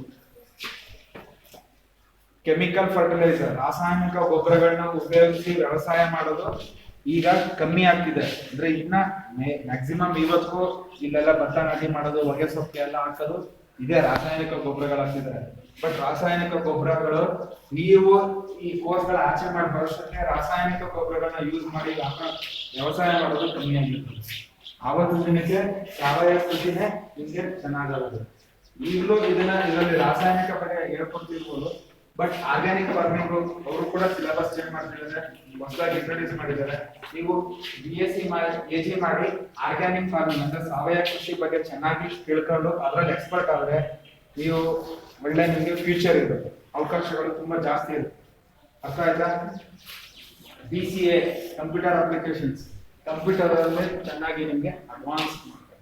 ಅಂದ್ರೆ ಇದು ಬೇಸಿಕ್ ಆಗಿ ಇರೋದು ನಿಮ್ಗೆ ಇಂಜಿನಿಯರಿಂಗ್ ಬಿಲಿ ಕಂಪ್ಯೂಟರ್ ಸೈನ್ಸ್ ಅಥವಾ IS ತರ ನಿಮ್ಗೆ ಇಷ್ಟು ನಾಲೆಡ್ಜ್ ಇರೋದು ಕೊಡೋದಿಲ್ಲ. ಆದ್ರೆ ಬೇಸಿಕ್ ಆಗಿ ನೀವು ಕಂಪ್ಯೂಟರ್ ಆಪರೇಟರ್ ಏನೆಲ್ಲ ಮಾಡ್ಬೋದು, ಕಂಪ್ಯೂಟರ್ MS ವರ್ಡ್ ಆಗಲಿ, MS ಆಫೀಸ್ ಆಗಲಿ, ಇಲ್ಲ ಜಾವಾ ಸಾಫ್ಟ್ವೇರ್ ಪ್ರೋಗ್ರಾಮ್, ಇದನ್ನೆಲ್ಲ ನಿಮ್ಗೆ ಬೇಸಿಕ್ ಆಗಿ ಹೇಳ್ಕೊಡ್ತಾರೆ. ಇದ್ರಷ್ಟಲ್ಲ ಅಂದ್ರೂ ಇದು ಏನು ಕಮ್ಮಿ ಏನಂತೂ ಕಂಪ್ಯೂಟರ್ಸ್ ಎಲ್ಲ ನೀವು ಕಲಿತಿದ್ದೀರಾ? ಗೊತ್ತಿಲ್ಲ. ಇಲ್ಲಿ ಕಂಪ್ಯೂಟರ್ ಈಗ ಕ್ಲಾಸ್ ಇಲ್ವಾ? ಇಲ್ಲೇ ಯಾರನ್ನಾದ್ರೂ ಬನ್ನಿ, ರಾಜ್ಯದಲ್ಲಿ ದಸರಾ ರಾಜ್ಯದಲ್ಲಿ ಬಂದು ದಯವಿಟ್ಟು ಕಂಪ್ಯೂಟರ್ ಕಲ್ತ್ಕೊಳ್ಳಿ. ಕಂಪ್ಯೂಟರ್ ಕಲ್ತಿಲ್ಲ ಅಂದ್ರೆ ಇವತ್ತು ಅನಾಕ್ಷರಸ್ತು. ಕಂಪ್ಯೂಟರ್ ಕಲಿಬೇಕು. ಪ್ರೈವೇಟ್ ಸ್ಕೂಲಲ್ಲಿ ಈಗ ಸಿಟಿಲೆಲ್ಲ ಸ್ಕೂಲಲ್ಲಿ 1ನೇ ಕ್ಲಾಸ್ 2ನೇ ಕ್ಲಾಸ್ ಮಕ್ಕಳಿಂದನೇ ಕಂಪ್ಯೂಟರ್ ಸ್ಟಾರ್ಟ್ ಮಾಡಿರ್ತಾರೆ. ಇಲ್ಲಿಲ್ಲ, ಗೌರ್ಮೆಂಟ್ ಸ್ಕೂಲಲ್ಲಿ ಇನ್ನೂ ಕೊಟ್ಟಿಲ್ಲ, ಏನೋ ಅದು ಗೌರ್ಮೆಂಟ್ ಇತ್ತು. ಬಟ್ ಕಂಪ್ಯೂಟರ್ ಕಲೀರಿ, ಕಂಪ್ಯೂಟರ್ ಕಲ್ತ್ರೆ ನಿಮಗೆ ನಾಳೆ ದಿನ ಎಲ್ಲೇ ಹೋದ್ರು ಕಂಪ್ಯೂಟರ್ ಅನ್ನೋದು ಮಾತ್ರ ಮೇನ್ ಆಗಿ ಗೊತ್ತಿರಬೇಕು. ಅಂದ್ರೆ BCA ಅಂತಲ್ಲ, ಕಂಪ್ಯೂಟರ್ ಒಂದು ಜೀವನದ ಒಂದು ಅಂಗಾಂಗ ಈಗ ಕಂಪ್ಯೂಟರ್ ಕಂಪ್ಯೂಟರ್ ದಯವಿಟ್ಟು ಕಲ್ತ್ಕೊಳ್ಳಿ, ಓದಿ ಕಂಪ್ಯೂಟರ್ ಕಲ್ತ್ಕೊಳ್ಳಿ. ನೆಕ್ಸ್ಟ್ B ಹೋಗ್ತೀನಿ ನಾನು ನೀಟ್ ಎಕ್ಸಾಮ್ ಬರ್ತೀನಿ, ನಾನು B ಹೋಗ್ತೀನಿ. B ಏನೇನೆಲ್ಲ ಇರುತ್ತೆ? Mechanical, civil, computer science, information science. ಕೇಳಿಸ್ಕೊಂತ ಇದ್ದೀರಾ? Computer science, information science, ENC, ENE, construction technology management, CTM,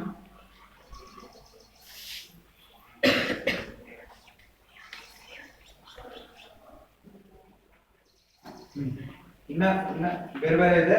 ಇದಿಷ್ಟು ನಿಮಗೆ ಮೈನ್ ಸ್ಟ್ರೀಮ್ಸ್.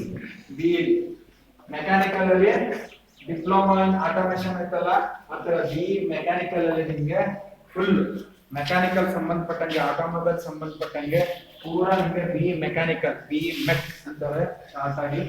ಇದನ್ನ ಮಾಡಿದ್ರೆ ನಿಮ್ಗೆ ಆಟೋಮೊಬೈಲ್ ಸೆಕ್ಟರ್ ಅಲ್ಲಿ ಒಳ್ಳೆ ಸ್ಕೋಪ್ ಇರುತ್ತೆ. BE ಮೆಕ್ ಮುಗಿಸಿದ್ಮೇಲೆ ನೀವು ಮೆರೈನ್ ಇಂಜಿನಿಯರಿಂಗ್ ಮಾಡ್ಬೋದು. ಮೆರೈನ್ ಇಂಜಿನಿಯರಿಂಗ್ ಅಂದ್ರೆ ಶಿಪ್ ಬೋಟ್, ಹಡಗಲ್ಲಿ ಯಾವ ರೀತಿ ನಾವು ಕಂಟ್ರೋಲ್ ಮಾಡೋದು, ಯಾವ ರೀತಿ ಹಡಗನ್ನ ಡ್ರೈವ್ ಮಾಡೋದು, ಹಡಗಲ್ಲಿ ಏನೇನು ಅದೆಲ್ಲ ಮೆರೈನ್ ಇಂಜಿನಿಯರಿಂಗ್ ಎಲ್ಲ ಹೇಳ್ಕೊಡ್ತಾರೆ. ಅಥವಾ ಏರೋನಾಟಿಕಲ್ ಇಂಜಿನಿಯರಿಂಗ್, ಏರೋಪ್ಲೇನ್ ನಲ್ಲಿ ಯಾವ ರೀತಿ ಕೆಲಸ ಮಾಡಬೇಕು, ಏರೋಪ್ಲೇನ್ ನ ಯಾವ ರೀತಿ ಪೈಲಟ್, ಇದೆಲ್ಲ ಏರೋನಾಟಿಕಲ್ ಇಂಜಿನಿಯರಿಂಗ್. ಈ ಮೆಕ್ಯಾನಿಕಲ್ ಮುಗಿಸಿದ್ಮೇಲೆ ಈ ಕಡೆ ಬರ್ಬೋದು. ಇಲ್ಲ ಇದಕ್ಕೆ ಕಾಮನ್ ಆಗಿ ಇನ್ನೊಂದು MTech ಅಂತ ಇರುತ್ತೆ, ಇದಕ್ಕೆ ಆಮೇಲೆ ಬರ್ತದೆ. ಸಿವಿಲ್ ಅಂದ್ರೆ ಸಿವಿಲ್ ಇಂಜಿನಿಯರ್, ಬಿಲ್ಡಿಂಗ್ ಕಟ್ಟೋದು, ಎಷ್ಟು ಕಬ್ಬಣ ಹಾಕ್ಬೇಕು, ಯಾವ ರೀತಿ ಪ್ಲಾನ್ ಮಾಡಬೇಕು, ಒಂದು 2 ಫ್ಲೋರ್ ಅಂದ್ರೆ ನಾವು ಬೇಸ್ಮೆಂಟ್ ಎಷ್ಟು, ಇದೆಲ್ಲ ಸಿವಿಲ್ ಇಂಜಿನಿಯರ್. BCS ಕಂಪ್ಯೂಟರ್ ಸೈನ್ಸ್ಗೂ ಇನ್ಫಾರ್ಮೇಶನ್ ಸೈನ್ಸ್ಗೂ, ಕಂಪ್ಯೂಟರ್ ಸೈನ್ಸ್ಗೂ ಇನ್ಫಾರ್ಮೇಶನ್ ಸೈನ್ಸ್ಗೂ, ಕಂಪ್ಯೂಟರ್ ಸೈನ್ಸ್ಗೂ ಇನ್ಫಾರ್ಮೇಶನ್ ಸೈನ್ಸ್ಗೂ ಏನು ಜಾಸ್ತಿ ಡಿಫ್ರೆನ್ಸ್ ಇಲ್ಲ, same subject. But computer science ಅಲ್ಲಿ ಏನಾಗುತ್ತೆ, ಈ ಕಂಪ್ಯೂಟರ್ ಸೈನ್ಸ್ ಇನ್ಫಾರ್ಮೇಶನ್ ಸೈನ್ಸ್ ಅಲ್ಲಿ BE ಅಷ್ಟು 4 ವರ್ಷ, 3 ಸೆಮ್ ಅಥವಾ 4 ಸೆಮ್ ಅಷ್ಟು ಸೇಮ್ ಸಬ್ಜೆಕ್ಟ್ಸ್ ಇರುತ್ತೆ. ಆಮೇಲೆ ನಿಮಗೆ ಈ ಕಂಪ್ಯೂಟರ್ ಸೈನ್ಸ್ ಅಲ್ಲಿ ಹಾರ್ಡ್ವೇರ್ ಬಗ್ಗೆ ನಿಮಗೆ ಕಾನ್ಸಂಟ್ರೇಟ್ ಮಾಡ್ತಾರೆ. ಇನ್ಫಾರ್ಮೇಶನ್ ಸೈನ್ಸ್ ಅಲ್ಲಿ ಸಾಫ್ಟ್ವೇರ್ ಬಗ್ಗೆ ಕಾನ್ಸಂಟ್ರೇಟ್ ಮಾಡ್ತಾರೆ. ಹಾರ್ಡ್ವೇರ್ ಸಾಫ್ಟ್ವೇರ್ ಅಂದ್ರೆ ಏನು? ಅದು ಗೊತ್ತಾ? ಇಲ್ಲ. ಈ ಮೊಬೈಲ್ ಇದ್ರೊಳಗಡೆ ಮಿಷಿನ್ಗಳಿರುತ್ತಲ್ಲ, ಬ್ಯಾಟ್ರಿ ಇರುತ್ತೆ, ಪ್ರಾಸೆಸರ್ ಇರುತ್ತೆ, ಏನೋ ಡಿಸ್ಪ್ಲೇ ಎಲ್ಲ ಇದೆ. ಇದು ಈ ಮಿಷಿನ್ನ ಹಾರ್ಡ್ವೇರ್ ಅಂತ. ನಾನು ಹಿಂಗೆ ಒತ್ತಿದ್ರೆ ಹಿಂಗೆ ಆಫ್ ಆಗಬೇಕು, ಹಿಂಗಂದ್ರೆ ಈ ಓಪನ್ ಆಗಬೇಕು, ಅದಕ್ಕೆ ಒಂದು ಒಳಗಡೆ ಒಂದು ಪ್ರೋಗ್ರಾಮ್ ಬರ್ದಿರ್ತಾರಲ್ವ, ಏನೋ ಒಂದು ಅದಕ್ಕೊಂದು ಬುದ್ಧಿ ಕೊಟ್ಟಿರ್ತಾರಲ್ವ, ಅದನ್ನ ಸಾಫ್ಟ್ವೇರ್ ಅಂತ. ಅರ್ಥ ಆಯ್ತಾ? ಸೊ ಒಂದು ಕಂಪ್ಯೂಟರ್ ಆಗಲಿ ಒಂದು ಮೊಬೈಲೇ ಆಗಲಿ ಹಾರ್ಡ್ವೇರ್ ಸಾಫ್ಟ್ವೇರ್ ಎರಡೂ ಇರಲೇಬೇಕು. ಮನುಷ್ಯ ಆದ್ಮೇಲೆ ಶರೀರನೂ ಇರಬೇಕು, ಶರೀರದ ಜೊತೆ ಬುದ್ಧಿನೂ ಇರಬೇಕು. ಹೌದಾ? ಅದೇ ರೀತಿ ಹಾರ್ಡ್ವೇರ್ ಅಂದ್ರೆ ಮಿಷಿನ್, ಒಳಗಡೆ ಪ್ರಾಸೆಸರ್ ಅಂದ್ರೆ ಏನು, ಮೆಮೊರಿ ಚಿಪ್, ಪೆನ್ ಡ್ರೈವ್ ಗೊತ್ತಾ, ಮೆಮೊರಿ ಕಾರ್ಡ್, ಅದೆಲ್ಲ ಹಾರ್ಡ್ವೇರ್. ಅದನ್ನೆಲ್ಲ ನಿಮಗೆ ಕಂಪ್ಯೂಟರ್ ಸೈನ್ಸ್ ಅಲ್ಲಿ ಹಾರ್ಡ್ವೇರ್ ಅಲ್ಲಿ ಕಾನ್ಸಂಟ್ರೇಟ್ ಮಾಡ್ತಾರೆ. ಇನ್ಫಾರ್ಮೇಶನ್ ಹೋದ್ರೆ ಸಾಫ್ಟ್ವೇರ್ ಅಂದ್ರೆ ಈಗ ಇದನ್ನ ಕೆಲಸ ಮಾಡಕ್ ಹೊರಗಡೆ ಒಂದು ಬುದ್ಧಿ ಕೊಟ್ಟಿದಾರಲ್ಲ, ಅದನ್ನ ಏನಂತಾರೆ, ಬುದ್ಧಿನ ಬರಿಬೇಕಲ್ಲ, ಅದಕ್ಕೆ ಪ್ರೋಗ್ರಾಮ್ ಅಂತ. ಏನಂತಾರೆ? ಪ್ರೋಗ್ರಾಮ್. ಆ ಪ್ರೋಗ್ರಾಮ್ ಯಾವ ರೀತಿ ಬರಿಬೇಕು ಅಂತ ಇನ್ಫಾರ್ಮೇಶನ್ ಸೈನ್ಸ್ ಅಲ್ಲಿ ಹೇಳ್ಕೊಡ್ತಾರೆ. ಅರ್ಥ ಆಯ್ತಾ?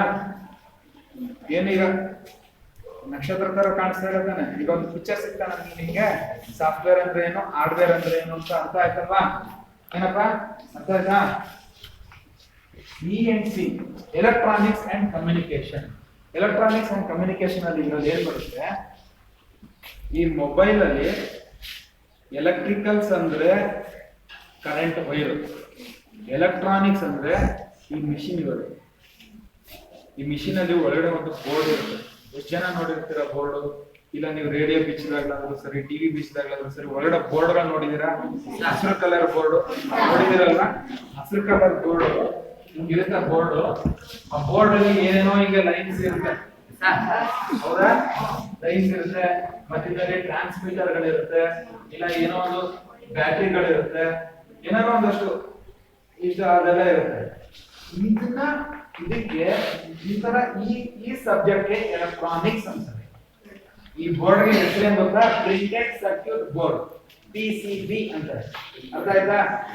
ಸುಮ್ಮನೆ ಬೋರ್ಡ್ ಅನ್ಬಾರ್ದು, ನಿಮ್ಮಲ್ಲಿಂದ ಇವತ್ತು ನೀವು ಕಲ್ತಿದ್ದೀರಾ. ಪ್ರಿಂಟೆಡ್ ಸರ್ಕ್ಯೂಟ್ ಬೋರ್ಡ್ ಅನ್ಬೇಕು. ಇದು ಟ್ರಾನ್ಸ್ಮಿಟರ್, ಟ್ರಾನ್ಸಿಸ್ಟರ್ ಅಥವಾ ಲಿಥಿಯಂ ಬ್ಯಾಟರಿ ಅಂತಾರೆ. ಅಯಾನ್ ಬ್ಯಾಟರಿ ಅಥವಾ ಲಿಥಿಯಂ ಬ್ಯಾಟರಿ ಅಂತಾರೆ. ಇದು ಕೆಲಸ ಮಾಡೋದಕ್ಕೆ ಒಂದು ಪವರ್ ಬೇಕಲ್ವಾ, ಅದು ಈ ಬ್ಯಾಟರಿ. ಸರಿನಾ?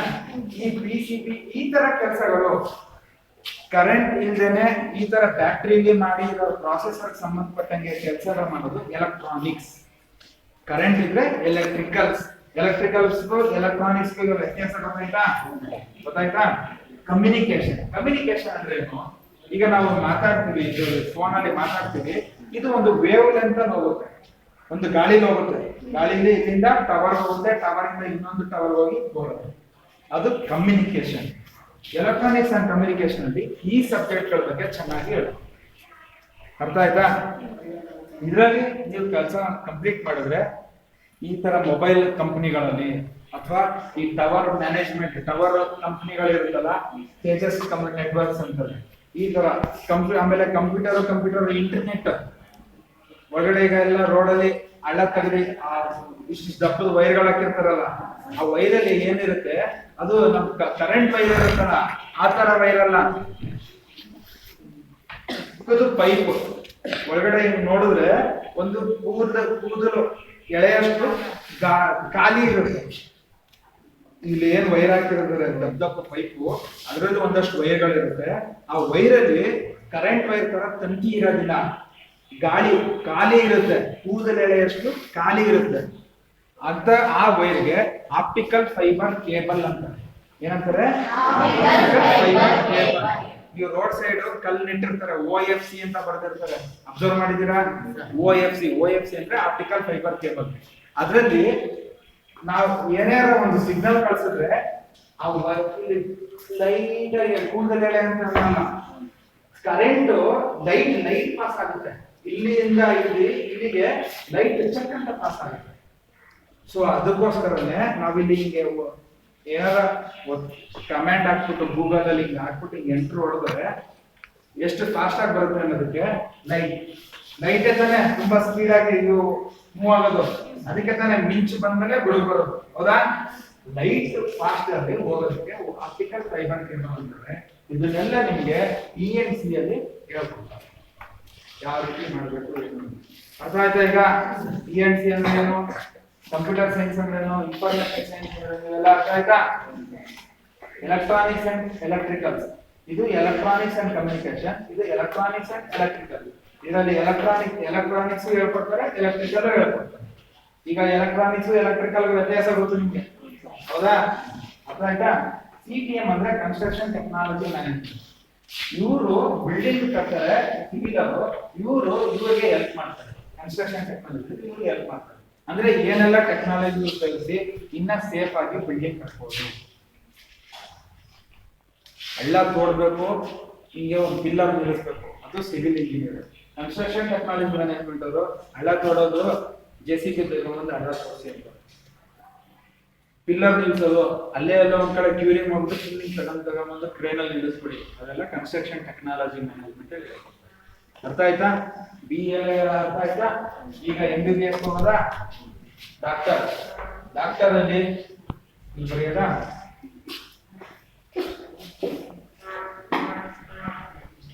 ಡಾಕ್ಟರ್ ಅಲ್ಲಿ MBBS ಆದ್ಮೇಲೆ MD ಅಂದ್ರೆ ಡಾಕ್ಟರ್ ಇನ್ ಮೆಡಿಸಿನ್. ಇವ್ರು ಏನ್ ಮಾಡ್ತಾರೆ, ನೀವ್ ಏನಾರ ಹೋಗಿ ಕಾಯಿಲೆ ಅಂದ್ರೆ ಜಸ್ಟ್ ಏನ್ ಕಾಯಿಲೆ ಅಂತ ಹೇಳ್ತಾರೆ, ಅವ್ರಿಗೆ ಗೊತ್ತಾದ್ರೆ ಅಲ್ಲೇ ಔಷಧಿ ಕೊಡ್ತಾರೆ. ಇಲ್ಲಾಂದ್ರೆ ಹೋಗಿ ಇಂಥದನ್ನ ಚೆಕ್ ಮಾಡಿಸ್ಕೊಂಡ್ ಬನ್ನಿ, ಲ್ಯಾಬ್ ಅಲ್ಲಿ ಹೋಗಿ ಚೆಕ್ ಮಾಡಿಸ್ಕೊಂಡ್ ಬನ್ನಿ ಅಂತಾರೆ. ಲ್ಯಾಬ್ ಅಲ್ಲಿ ಚೆಕ್ ಮಾಡಿಸ್ಕೊಂಡ್ ರಿಪೋರ್ಟ್ ಕೊಟ್ರೆ ಅದು ನೋಡ್ಕೊಂಡು ಸುಮ್ಮನೆ ಔಷಧಿ ಕೊಡ್ತಾರೆ. ನಿಮ್ಗೆ ಯಾವುದೇ ರೀತಿಯಾದ ಆಪರೇಷನ್ಸ್ ಮಾಡೋದಿಲ್ಲ. MD ಅಂದ್ರೆ ಡಾಕ್ಟರ್ ಇನ್ ಮೆಡಿಸಿನ್, ಸುಮ್ಮನೆ ಮೆಡಿಸಿನ್ ಕೊಡೋದು ಅಷ್ಟೇ. MS ಅಂದ್ರೆ ಇವರು ಆಪರೇಷನ್ ಮಾಡೋದಕ್ಕೆ ಇವರಿಗೆ ರೈಟ್ ಅಧಿಕಾರ ಇರುತ್ತೆ. ಇವರು ಆಪರೇಷನ್ ಮಾಡಕ್ ಅಧಿಕಾರ ಇರಲ್ಲ. ಇವರು ಆಪರೇಷನ್ ಮಾಡೋಂಥದ್ದು ಸರ್ಜನ್ ಅಂತ, ಮಾಸ್ಟರ್ ಇನ್ ಸರ್ಜರಿ. ಈಗ ಅದರ ಡಾಕ್ಟರ್ ಅವ್ರ ಹೆಸರಿದೆ, MS ಅಂತ ಇದ್ರೆ ಅವ್ರು ಆಪರೇಷನ್ ಮಾಡೋದಕ್ಕೆ ಅವ್ರ ಅಧಿಕಾರ ಇದೆ ಅಂತ. MD ಅಂತ ಬರೀ ಔಷಧಿ ಕೊಡೋಕ್ಕಷ್ಟೇ. MS ಅಲ್ಲಿ ಕಾರ್ಡಿಯೋ, ಆರ್ಥೋ, ಆಪ್ಟೋ, ಈ ರೀತಿ ಇನ್ನ ಸುಮಾರು ಬರುತ್ತೆ. ಕಾರ್ಡಿಯೋ ಅಂದ್ರೆ ಹೃದಯ, ಹಾರ್ಟ್ ಆಪರೇಷನ್ ಮಾಡೋದು ಇವ್ರು ಮಾತ್ರ. MS ಕಾರ್ಡಿಯೋ ಯಾರು ಓದಿರ್ತಾರೆ ಇವರು ಹಾರ್ಟ್ ಆಪರೇಷನ್ ಮಾಡಕ್ಕೆ ಇವ್ರಿಗೆ ಅಧಿಕಾರ. ಆರ್ಥೋ ಅಂದ್ರೆ ಮೂಳೆ ತಜ್ಞರು, ಮೂಳೆ ಸಂಬಂಧಪಟ್ಟಂಗೆ ಸೊಂಟ ಮುರಿತು, ಕಾಲ್ ಮುರಿತು, ಕೈ ಮುರಿತು, ಕೈಗೆ ರಾಡ್ ಹಾಕಿದ್ರು, ಸ್ಕ್ರೂ ಹಾಕಿದ್ರು, ಇವೆಲ್ಲ ಕೇಳಿರ್ತೀರಲ್ಲ, ಅದನ್ನೆಲ್ಲ ಮಾಡೋದು ಮೂಳೆ. ಆಪ್ಟೋ ಅಂದ್ರೆ ಕಣ್ಣಿನ ಡಾಕ್ಟರ್ಗೆ ಆಪ್ಟೋ ಅಂತ. ಇದಲ್ಲದೆ ENT ಡಾಕ್ಟರ್ ಅಂತ ಕೇಳಿದ್ರಾ? ಕಿವಿ ಮೂಗು ಗಂಟಲು, ಇವರು ಇದನ್ನ ಮಾತ್ರ ನೋಡ್ತಾರೆ ಅಷ್ಟೇ. ಕಿವಿ ನೋವಿದೆ, ಇಲ್ಲ ಮೂಗಲ್ಲೇನೋ ಸೀನ್ಗಳು ಜಾಸ್ತಿ ಬರ್ತಿದೆ, ಗಂಟ್ಲಲ್ಲಿ ಏನೋ ವ್ಯತ್ಯಾಸ ಆಗಿದೆ, ಅವರು ENT ಮಾತ್ರ ನೋಡೋದು. ನೆಕ್ಸ್ಟ್ ಪೀಡಿಯಾಟ್ರಿಕ್ಸ್ ಅಂದ್ರೆ ಮಕ್ಕಳ ಡಾಕ್ಟರ್. 6 ವರ್ಷದ ಮಕ್ಕಳು 4 ತಿಂಗಳು ಪಾಪುಗಿನ ಮೇಲ್ಪಟ್ಟು 6 ವರ್ಷದ ಮಕ್ಕಳು ಹೊರಗಡೆ ನೋಡುವಂಥದ್ದು ಪೀಡಿಯಾಟ್ರಿಕ್ಸ್. 14 ವರ್ಷದವರೆಗೂ ಪೀಡಿಯಾಟ್ರಿಕ್ಸ್ ಅಂತಾರೆ. ಇವರು ಮಕ್ಕಳ ಡಾಕ್ಟರ್. ಅರ್ಥ ಆಯ್ತಾ? ಇದಲ್ಲದೆ ಸ್ಕಿನ್ ಅಥವಾ ಗೈನಿಕಾಲಜಿ, ಚರ್ಮ ಅಥವಾ ಪ್ರಸೂತಿ ತಜ್ಞರು. ಈ ಡಾಕ್ಟರ್ 2 ಸಬ್ಜೆಕ್ಟ್ ಅಲ್ಲೂ ಇರ್ತಾರೆ. ಇದೆಲ್ಲ MBBS ಆದ್ರೆ, ಇನ್ನ ಇದಲ್ಲದೆ ಬೇರೆ BDS ಇದೆ, ಅಲ್ಲೊಂದು ಡಾಕ್ಟರ್. ಆಯ್ತಾ? ಅರ್ಥ ಆಯ್ತಾ? ಇದೆಲ್ಲ ಡಾಕ್ಟರ್ ಸಂಬಂಧಪಟ್ಟಂಗಾದ್ರೆ. ನೆಕ್ಸ್ಟ್ ಕಾಮರ್ಸ್ ಬಂದ್ರೆ ಇಲ್ಲಿ main subject accounts, commerce. But ಇವೆರಡು ಸಬ್ಜೆಕ್ಟ್ಗೆ ಜಾಗ್ರಫಿ ಇರುತ್ತೆ, ಎಕನಾಮಿಕ್ಸ್ ಇರುತ್ತೆ. ಅಂದ್ರೆ ಏನು ಭೂಗೋಳ ಅಥವಾ ಅರ್ಥಶಾಸ್ತ್ರ ಸಹ ಇರುತ್ತೆ. ಬಟ್ ಮೈನ್ ಸಬ್ಜೆಕ್ಟ್ ಬಂದ್ರು ಅಕೌಂಟ್ಸ್, ಕಾಮರ್ಸ್. ಈ ಅಕೌಂಟ್ಸ್ ಅಲ್ಲಿ ಏನ್ ಹೇಳ್ತಾರೆ, ಪ್ರಾಕ್ಟಿಕಲ್ ಆಗಿ ಹೇಳ್ಕೊಡ್ತಾರೆ. ಲೆಕ್ಕ ಯಾವ ರೀತಿ ಬರೀಬೇಕು, ವ್ಯವಹಾರ ಮಾಡೋದು, ಬಿಸ್ನೆಸ್ ಮಾಡುವಾಗ ಲೆಕ್ಕ ಯಾವ ರೀತಿ ಬರೆಯೋದು, ಲೆಕ್ಕ ಯಾವ ರೀತಿ ಇಡಬೇಕು ಅನ್ನೋದನ್ನ ಪ್ರಾಕ್ಟಿಕಲ್ ಆಗಿ ಇದ್ರಲ್ಲಿ ಹೇಳ್ಕೊಡ್ತಾರೆ. ಕಾಮರ್ಸ್ ಅಲ್ಲಿ ಏನ್ ಹೇಳ್ಕೊಡ್ತಾರೆ ಅಂದ್ರೆ ಥಿಯರಿ ಹೇಳ್ಕೊಡ್ತಾರೆ. ವ್ಯವಹಾರ ಯಾವ ರೀತಿ ವ್ಯವಹಾರಗಳು ಮಾಡ್ಬೋದು, ಒಬ್ಬನೇ ಮಾಡೋಂಥ ವ್ಯವಹಾರಗಳು ಯಾವುದು, 2-3 ಜನ ಸೇರಿ ಪಾರ್ಟ್ನರ್ಶಿಪ್ ಅಲ್ಲಿ ಮಾಡೋಂಥ ವ್ಯವಹಾರ ಯಾವುದು, ಲಕ್ಷಾಂತರ ಜನ ಸೇರಿ ಒಂದು ಕಂಪನಿ ಅಂದ್ರೆ ಈಗ ಟಾಟಾ ಕೇಳಿರ್ತೀರಾ, ರಿಲಯನ್ಸ್ ಕೇಳಿರ್ತೀರಾ, ಹೌದಾ, ಕೋಲ್ಗೇಟ್, ಇವೆಲ್ಲ ದೊಡ್ಡ ದೊಡ್ಡ ಲಕ್ಷಾಂತರ ಜನ ಬಂಡವಾಳ ಹಾಕಿರೋದು, ಯಾರು ಒಬ್ರಲ್ಲ, ಇಡೀ ದೇಶದಲ್ಲಿ ಲಕ್ಷಾಂತರ ಜನ ಬಂಡವಾಳ ಹಾಕಿ ಮಾಡೋದು. ಇದನ್ನೆಲ್ಲ ಈ ಥಿಯರಿನೆಲ್ಲ ಇದರಲ್ಲಿ ಹೇಳ್ಕೊಡ್ತಾರೆ. PUC ಇಲ್ಲಿ ಕಾಮರ್ಸ್ ಮಾಡಿದ್ರೆ ನೆಕ್ಸ್ಟ್ ನೀವು CA, CWA, CS, MBA ಈ ಕೋರ್ಸ್ಗಳಿಗೆ ಹೋಗ್ಬೋದು. CA ಚಾರ್ಟರ್ಡ್ ಅಕೌಂಟೆಂಟ್ ಅಂದ್ರೆ ಈಗ ನಾನು ಈ ಕೋರ್ಸ್ನ ಮಾಡಿರ್ತೀನಿ. ಇದರಲ್ಲಿ ಏನು ಅಂದ್ರೆ ಲೆಕ್ಕಗಳು, ಇಲ್ಲಿ ನೀವು ಇಲ್ಲಿ ಬೇಸಿಕ್ ಹೇಳ್ಕೊಡ್ತಾರೆ, ಇಲ್ಲಿ ಅಡ್ವಾನ್ಸ್ ಆಗಿ ಹೇಳ್ಕೊಡ್ತಾರೆ. ಲೆಕ್ಕ ಯಾವ ರೀತಿ ಬರೀಬೇಕು, ಸರಿ ಇದೆಯಾ ಅಲ್ವಾ ಅಂತ ಚೆಕ್ ಮಾಡೋದು ಯಾವ ರೀತಿ ಅಂತ ಇದರಲ್ಲಿ ನೀವು CA ಮಾಡಿ ನಿಮ್ಗೆ ಎಷ್ಟು ಅಧಿಕಾರ ಇರುತ್ತಂದ್ರೆ, ನೀವು ಲೆಕ್ಕ ಸರಿ ಇದೆ ಅಂತ ಚೆಕ್ ಮಾಡಿ ಸೈನ್ ಹಾಕಿದ್ರೆ ಇನ್ಕಮ್ ಟ್ಯಾಕ್ಸ್ ಆಫೀಸ್ ಸಹ ಓಪನ್. ಇಷ್ಟು ನಿಮ್ಗೆ ಇದರಲ್ಲಿ ರೈಟ್ಸ್ ಇರುತ್ತೆ. CWA ಏನು ಅಂದ್ರೆ, ಫಾರ್ ಎಕ್ಸಾಂಪಲ್ ಉದಾಹರಣೆ ಹೇಳ್ಬೇಕಂದ್ರೆ, ಈಗ ಒಂದು ಫ್ಯಾಕ್ಟ್ರಿ ಈ ತರ ಚೇರ್ ತಯಾರು ಮಾಡ್ತಾರೆ, ಎಷ್ಟು ಲಕ್ಷಾಂತರ ಚೇರ್ ತಯಾರು ಮಾಡ್ತಾರೆ. ಆದ್ರೆ ಒಂದು ಚೇರ್ಗೆ ನಮಗೆ ಎಷ್ಟು ಖರ್ಚಾಯ್ತು, ಎಷ್ಟು ಲಾಭ ಇಟ್ಟು ಎಷ್ಟು ಮಾಡಬೇಕು ಅಂತ ಜಾಸ್ತಿ ವಾಲ್ಯೂಮ್ ಆಗಿರೋ ಖರ್ಚು ವೆಚ್ಚಗಳನ್ನ ಒಂದು ಪದಾರ್ಥಕ್ಕೆ ತಗೊಂಬಂದು ಲೆಕ್ಕ ಮಾಡೋ ಕೆಪಾಸಿಟಿ ಇವ್ರಿಗೆ. ಅರ್ಥ ಆಯ್ತಾ? ಕಂಪನಿ ಸೆಕ್ರೆಟರಿ ಅಂದ್ರೆ, ಈಗ ನಿಮ್ಗೆ ಯಾವ ಕಂಪನಿ ಗೊತ್ತು? ಟಾಟಾ ಗೊತ್ತು, ಏರ್ಟೆಲ್ ಕಂಪನಿ ಎಲ್ಲ ಗೊತ್ತಲ್ವಾ? ಇಲ್ಲಿ ಕಾಮರ್ಸ್ ಅಲ್ಲಿ ನಾನು ಹೇಳಿದಲ್ಲ, ಇನ್ನು ಒಬ್ಬನೇ ವ್ಯಾಪಾರ ಮಾಡೋರಿಗೆ ಪ್ರೊಪ್ರೈಟರ್ಶಿಪ್ ಅಂತಾರೆ, 10 ಜನ ಸೇರ್ಕೊಂಡು ಮಾಡಿದ್ರೆ ಪಾರ್ಟ್ನರ್ಶಿಪ್ ಅಂತಾರೆ, ಲಕ್ಷಾಂತರ ಜನ ಸೇರ್ ಮಾಡಿದ್ರೆ ಒಂದು ಕಂಪನಿ ಅಂತಾರೆ. ಆ ಕಂಪನಿಲಿ ರೂಲ್ಸ್ ರೆಗ್ಯುಲೇಷನ್ ಎಲ್ಲ ಕರೆಕ್ಟ್ ಆಗಿ ಫಾಲೋ ಆಗ್ತಿದ್ಯಾ, ಸರಿಯಾಗಿದೆಯಾ, ಇದು ಏನು ಸರ್ಕಾರ ಏನ್ ಹೇಳುತ್ತೆ ಅದಕ್ಕೆ ಬದ್ಧವಾಗಿದ್ಯಾ ಅಂತ ಚೆಕ್ ಮಾಡಿ ಸರಿ ಅಂತ ಹೇಳೋ ಅಧಿಕಾರ ಇದೆ ಕಂಪನಿ ಸೆಕ್ರೆಟರಿ. ಅರ್ಥ ಆಯ್ತಾ? MBA ಅಂದ್ರೆ ಮಾಸ್ಟರ್ ಇನ್ ಬಿಸ್ನೆಸ್ ಅಡ್ಮಿನಿಸ್ಟ್ರೇಷನ್. ಅಂದ್ರೆ MBA ದಲ್ಲಿ 3 ಸ್ಪೆಷಲೈಸೇಷನ್ಗಳಿರುತ್ತೆ, ಇದಕ್ಕಿಂತ ಜಾಸ್ತಿನೂ ಇದೆ. ನಾನು ಮೇಲೆ ಇಂಪಾರ್ಟೆಂಟ್ ಆಗಿರೋದು ಹೇಳ್ತೀನಿ. MBA finance, MBA HR, MBA marketing. Finance ಅಲ್ಲಿ ಏನ್ ಹೇಳ್ಕೊಡ್ತಾರೆ ಅಂದ್ರೆ, ಈ ನಡೆಸ್ತಾರ ವ್ಯವಹಾರಕ್ಕೆ ದುಡ್ಡು ಎಲ್ಲಿಂದ ತರಬೇಕು, ಎಷ್ಟು ತರಬೇಕು, ಜಾಸ್ತಿ ಇರೋ ದುಡ್ಡನ್ನ ಎಲ್ಲಿ ಇಡಬೇಕು, ಯಾವ ರೀತಿ ಲಾಭ ಗಳಿಸ್ಬೇಕು, ಇವರೆಲ್ಲ MBA ಫೈನಾನ್ಸ್ ಹೇಳ್ತಾರೆ. ಇವರು ಅದನ್ನ ಹೇಳ್ತಾರೆ, ಇವರು ಇದನ್ನ ಕೋರ್ಸ್ ಮಾತ್ರ ಬೇರೆ. ಆಯ್ತಾ? MBA HR ಅಂದ್ರೆ ಹ್ಯೂಮನ್ ರಿಸೋರ್ಸಸ್. ಹ್ಯೂಮನ್ ರಿಸೋರ್ಸ್ ಕನ್ನಡದಲ್ಲಿ ಏನ್ ಹೇಳ್ತಾರೆ? ಮಾನವ ಸಂಪನ್ಮೂಲ. ಮಾನವ ಸಂಪನ್ಮೂಲ ಇವ್ರು ಏನ್ ಹೇಳ್ತಾರೆ ಅಂದ್ರೆ, ಒಂದು ಕಂಪನಿ, ಒಂದು ಫ್ಯಾಕ್ಟರಿ ಅಥವಾ ಏನಾರ ಒಂದು ಸಂಸ್ಥೆ ಇದ್ರೆ ಇಲ್ಲಿ ನಡೆಯೋ ವ್ಯವಹಾರಕ್ಕೆ ಎಷ್ಟು ಜನ ಕೆಲಸಗಾರರು ಇರಬೇಕು, ಏನ್ ಓದಿರೋರು ಮ್ಯಾನೇಜರ್ ಲೆವೆಲ್ ಅಲ್ಲಿ ಎಷ್ಟು ಜನ ಇರಬೇಕು, ವರ್ಕರ್ಸ್ ಲೆವೆಲ್ ಅಲ್ಲಿ ಎಷ್ಟು ಜನ ಇರಬೇಕು, ಅವ್ರಿಗೆ ಏನ್ ಕ್ವಾಲಿಫಿಕೇಶನ್ ಇರಬೇಕು, ಇಲ್ಲ ಜಾಸ್ತಿ ಆದ್ರೆ ಯಾರನ್ನ ತೆಗಿಬೇಕು, ಯಾರನ್ನ ಸೇರ್ಸ್ಕೋಬೇಕು ಅಂತ ಹೇಳೋರು ಇವರು HR. MBA ಮಾರ್ಕೆಟಿಂಗ್ ಬಂದು, ನಾನು ಏನ್ ವ್ಯವಹಾರ ಮಾಡ್ತಾ ಇದ್ದೀನಿ ಇದನ್ನ ಯಾವ ರೀತಿ ಅಡ್ವರ್ಟೈಸ್ಮೆಂಟ್ ಮಾಡ್ಬೇಕು, ಯಾವ ರೀತಿ ಜನಕ್ಕೆ ನಾನ್ ಮಾಡ್ತಾ ಇರೋ ವ್ಯವಹಾರನ ಅವ್ರಿಗೆ ಯಾವ ರೀತಿ ತಲುಪಿಸ್ಬೇಕು ಅಂತ ಯೋಚನೆ ಮಾಡೋರು. ಆರ್ಟ್ಸ್ ಬಂದ್ರೆ BA, B.Ed, MA, M.Ed ಇದೆಲ್ಲ ಮಾಡಿ ನೀವು ಟೀಚರ್ ಅಥವಾ ಲೆಕ್ಚರರ್ ಆಗ್ಬೋದು. ಇದು ಮೇನ್ ಆಗಿ ಹೋದ್ರೆ, ಇದಕ್ಕೆಲ್ಲ ಏನೇ ಮಾಡಿದ್ರು ನೀವು ಕಾಮನ್ ಆಗಿ ಸಿವಿಲ್ ಎಕ್ಸಾಮ್ ಬರೀಬಹುದು. ಸಿವಿಲ್ ಎಕ್ಸಾಮ್ ಅಂದ್ರೆ ಏನು? ಸಿವಿಲ್ ಎಕ್ಸಾಮ್ ಅಂದ್ರೆ IAS ಎಕ್ಸಾಮ್, IPS, KS. ಇದರಲ್ಲಿ ಸಿವಿಲ್ ಅಲ್ಲಿ ಕರ್ನಾಟಕ ಗೌರ್ಮೆಂಟ್ ಮಾಡೋದು KPSC, ಸೆಂಟ್ರಲ್ ಗೌರ್ಮೆಂಟ್ ಮಾಡೋದು UPSC. UPSC ನೀವು ಪಾಸ್ ಆಗಿ IAS ಅಧಿಕಾರಿ ಆದ್ರೆ, IPS ಅಧಿಕಾರಿ ಆದ್ರೆ ಇಡೀ ದೇಶಕ್ಕೆ ಕಂಟ್ರೋಲ್, ಕೇಂದ್ರ ಸರ್ಕಾರದ ಆಡಳಿತದಲ್ಲಿ ಇರ್ತೀವಿ. KPSC ಮಾಡಿದ್ರೆ KS, KPS, KES, Karnataka education service, Karnataka administrative service, Karnataka police service. ಅಂದ್ರೆ ತಹಸೀಲ್ದಾರ್ ಲೆವೆಲ್ ಅಲ್ಲಿ ಸ್ಟಾರ್ಟ್ ಆಗ್ತದೆ, ಅಧಿಕಾರಿಗಳ ಲೆವೆಲ್, ವಾಣಿಜ್ಯ ಅಧಿಕಾರಿ, ತಹಸೀಲ್ದಾರ್ ಅಥವಾ DSP, deputy superintendent of police, ಆ ಇದ್ರಲ್ಲಿ ಹೋಗ್ತೀರಾ. KES ಕರ್ನಾಟಕ ಎಜುಕೇಶನ್ ಸರ್ವಿಸ್ ಆದ್ರೆ ಡೈರೆಕ್ಟ್ ಆಗಿ HM, ಹೆಡ್ ಮಾಸ್ಟರ್ ಲೆವೆಲ್ ಅಲ್ಲಿ ನೀವು ಕೆಲಸಕ್ಕೆ ಸೇರ್ಕೊಂತೀರಾ. UPSC ಅಲ್ಲಿ ಬಂದ್ರೆ IAS, IPS, IFS, IRS. IAS ಅಂದ್ರೆ ಇಂಡಿಯನ್ ಅಡ್ಮಿನಿಸ್ಟ್ರೇಟಿವ್ ಸರ್ವಿಸ್, ಅಂದ್ರೆ ಜಿಲ್ಲಾಧಿಕಾರಿ ಆಗ್ತೀರಾ ಡೈರೆಕ್ಟ್ ಆಗಿ IAS ಆದ್ರೆ. ಅರ್ಥ ಆಯ್ತಿದ್ಯಾ? IPS ಆದ್ರೆ ಜಿಲ್ಲಾ ಪೊಲೀಸ್ ವರಿಷ್ಠಾಧಿಕಾರಿ ಆಗ್ತೀರಾ. IRS ಆದ್ರೆ ಇಂಡಿಯನ್ ರೆವಿನ್ಯೂ ಸರ್ವಿಸ್ ಅಂದ್ರೆ income tax officer. Income tax ಗೊತ್ತಲ್ಲ ನಿಮ್ಗೆ, ರೈಡ್ ಮಾಡೋದು ಎಲ್ಲ ನೀವು ಓದಿರ್ತೀರಾ. ಇನ್ಕಮ್ ಟ್ಯಾಕ್ಸ್ ಅಸಿಸ್ಟೆಂಟ್ ಕಮಿಷನರ್ ಆಗ್ತೀರಾ. GST ಕೇಳ್ತಿದ್ದೀರಲ್ವಾ ಈಗೆಲ್ಲ, ಎಲ್ಲ GST ಅಂತ ಬರ್ತಿದೆ. GST ಅಲ್ಲಿ ಅಸಿಸ್ಟೆಂಟ್ ಕಮಿಷನರ್ ಆಗಿರ್ತೀರಾ. ಅಂದ್ರೆ ಕಮಿಷನರ್ ಲೆವೆಲ್, ಆಯುಕ್ತರ ಲೆವೆಲ್ ಅಲ್ಲಿ ನೀವು ಕೆಲಸಕ್ಕೆ ಸೇರ್ಕೊಂಡು ಮುಂದೆ ಹೋಗ್ತೀರಾ. UPSC ಪಾಸ್ ಆಗ. ಅರ್ಥ ಆಯ್ತಾ? ಇದಲ್ಲದೆ ನೀವು ಯಾವುದೇ ಈ ಡಿಗ್ರಿ BA BCom BSc ಏನೇ ಡಿಗ್ರಿ ಮಾಡಿದ್ರೆ ಡೈರೆಕ್ಟ್ ಆಗಿ ಬ್ಯಾಂಕಿಂಗ್ ಎಕ್ಸಾಮ್ಸ್ ಅನ್ನ ಬರೀಬಹುದು.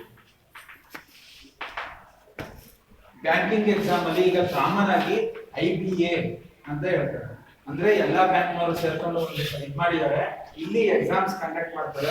ನೀವು ಎಕ್ಸಾಮ್ ಪಾಸ್ ಮಾಡಿದ್ರೆ ಡೈರೆಕ್ಟ್ ಆಗಿ ಯಾವ ಬ್ಯಾಂಕ್ ಅಲ್ಲಿ ಪೋಸ್ಟ್ ಖಾಲಿ ಇರುತ್ತೆ ಆ ಬ್ಯಾಂಕ್ ಅಲ್ಲಿ ಕ್ಲರ್ಕ್ ಅಥವಾ ಪ್ರೊಫೆಷನಲ್ ಆಫೀಸರ್ ಆಗಿ ಕೆಲಸಕ್ಕೆ ಸೇರ್ಕೋಬಹುದು.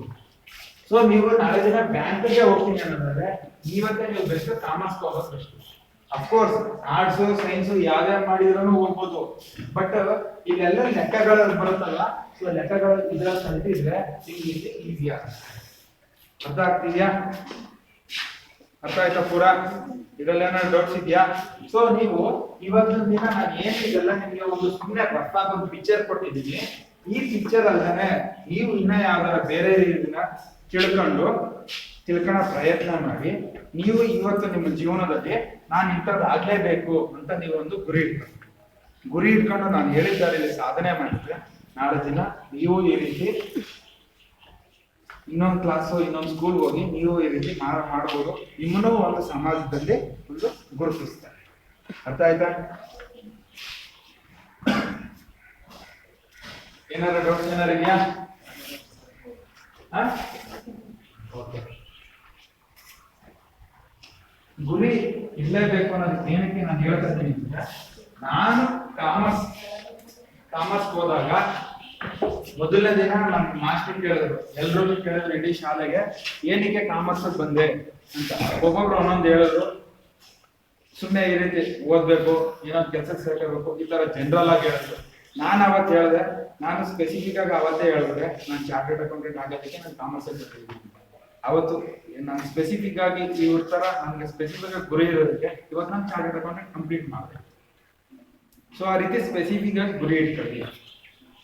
ಸ್ಪೆಸಿಫಿಕ್ ಆಗಿ ಗುರಿ ಇಟ್ಕೊಂಡ್ರೆ ನೀವು ನಿಜವಾಗ್ಲೂ ಆ ಗುರಿ ತಲುಪ್ತೀರಾ, ಗುರಿ ಸಾಧನೆ ಮಾಡೇ ಮಾಡ್ತೀರಾ. ಆಯ್ತಾ? ಅರ್ಥ ಆಯ್ತಾ? ಓಕೆನಾ? ಯಾವ್ದಾರ ತಿಳ್ಕೊಂಡ್ರೆ ಏನಾದ್ರು ಸ್ವಲ್ಪನಾದ್ರು ನನ್ನಿಂದ ಏನಾದ್ರು ನಿಮ್ಗೆ ಉಪಯೋಗ ಆಯ್ತಾ? Thank you.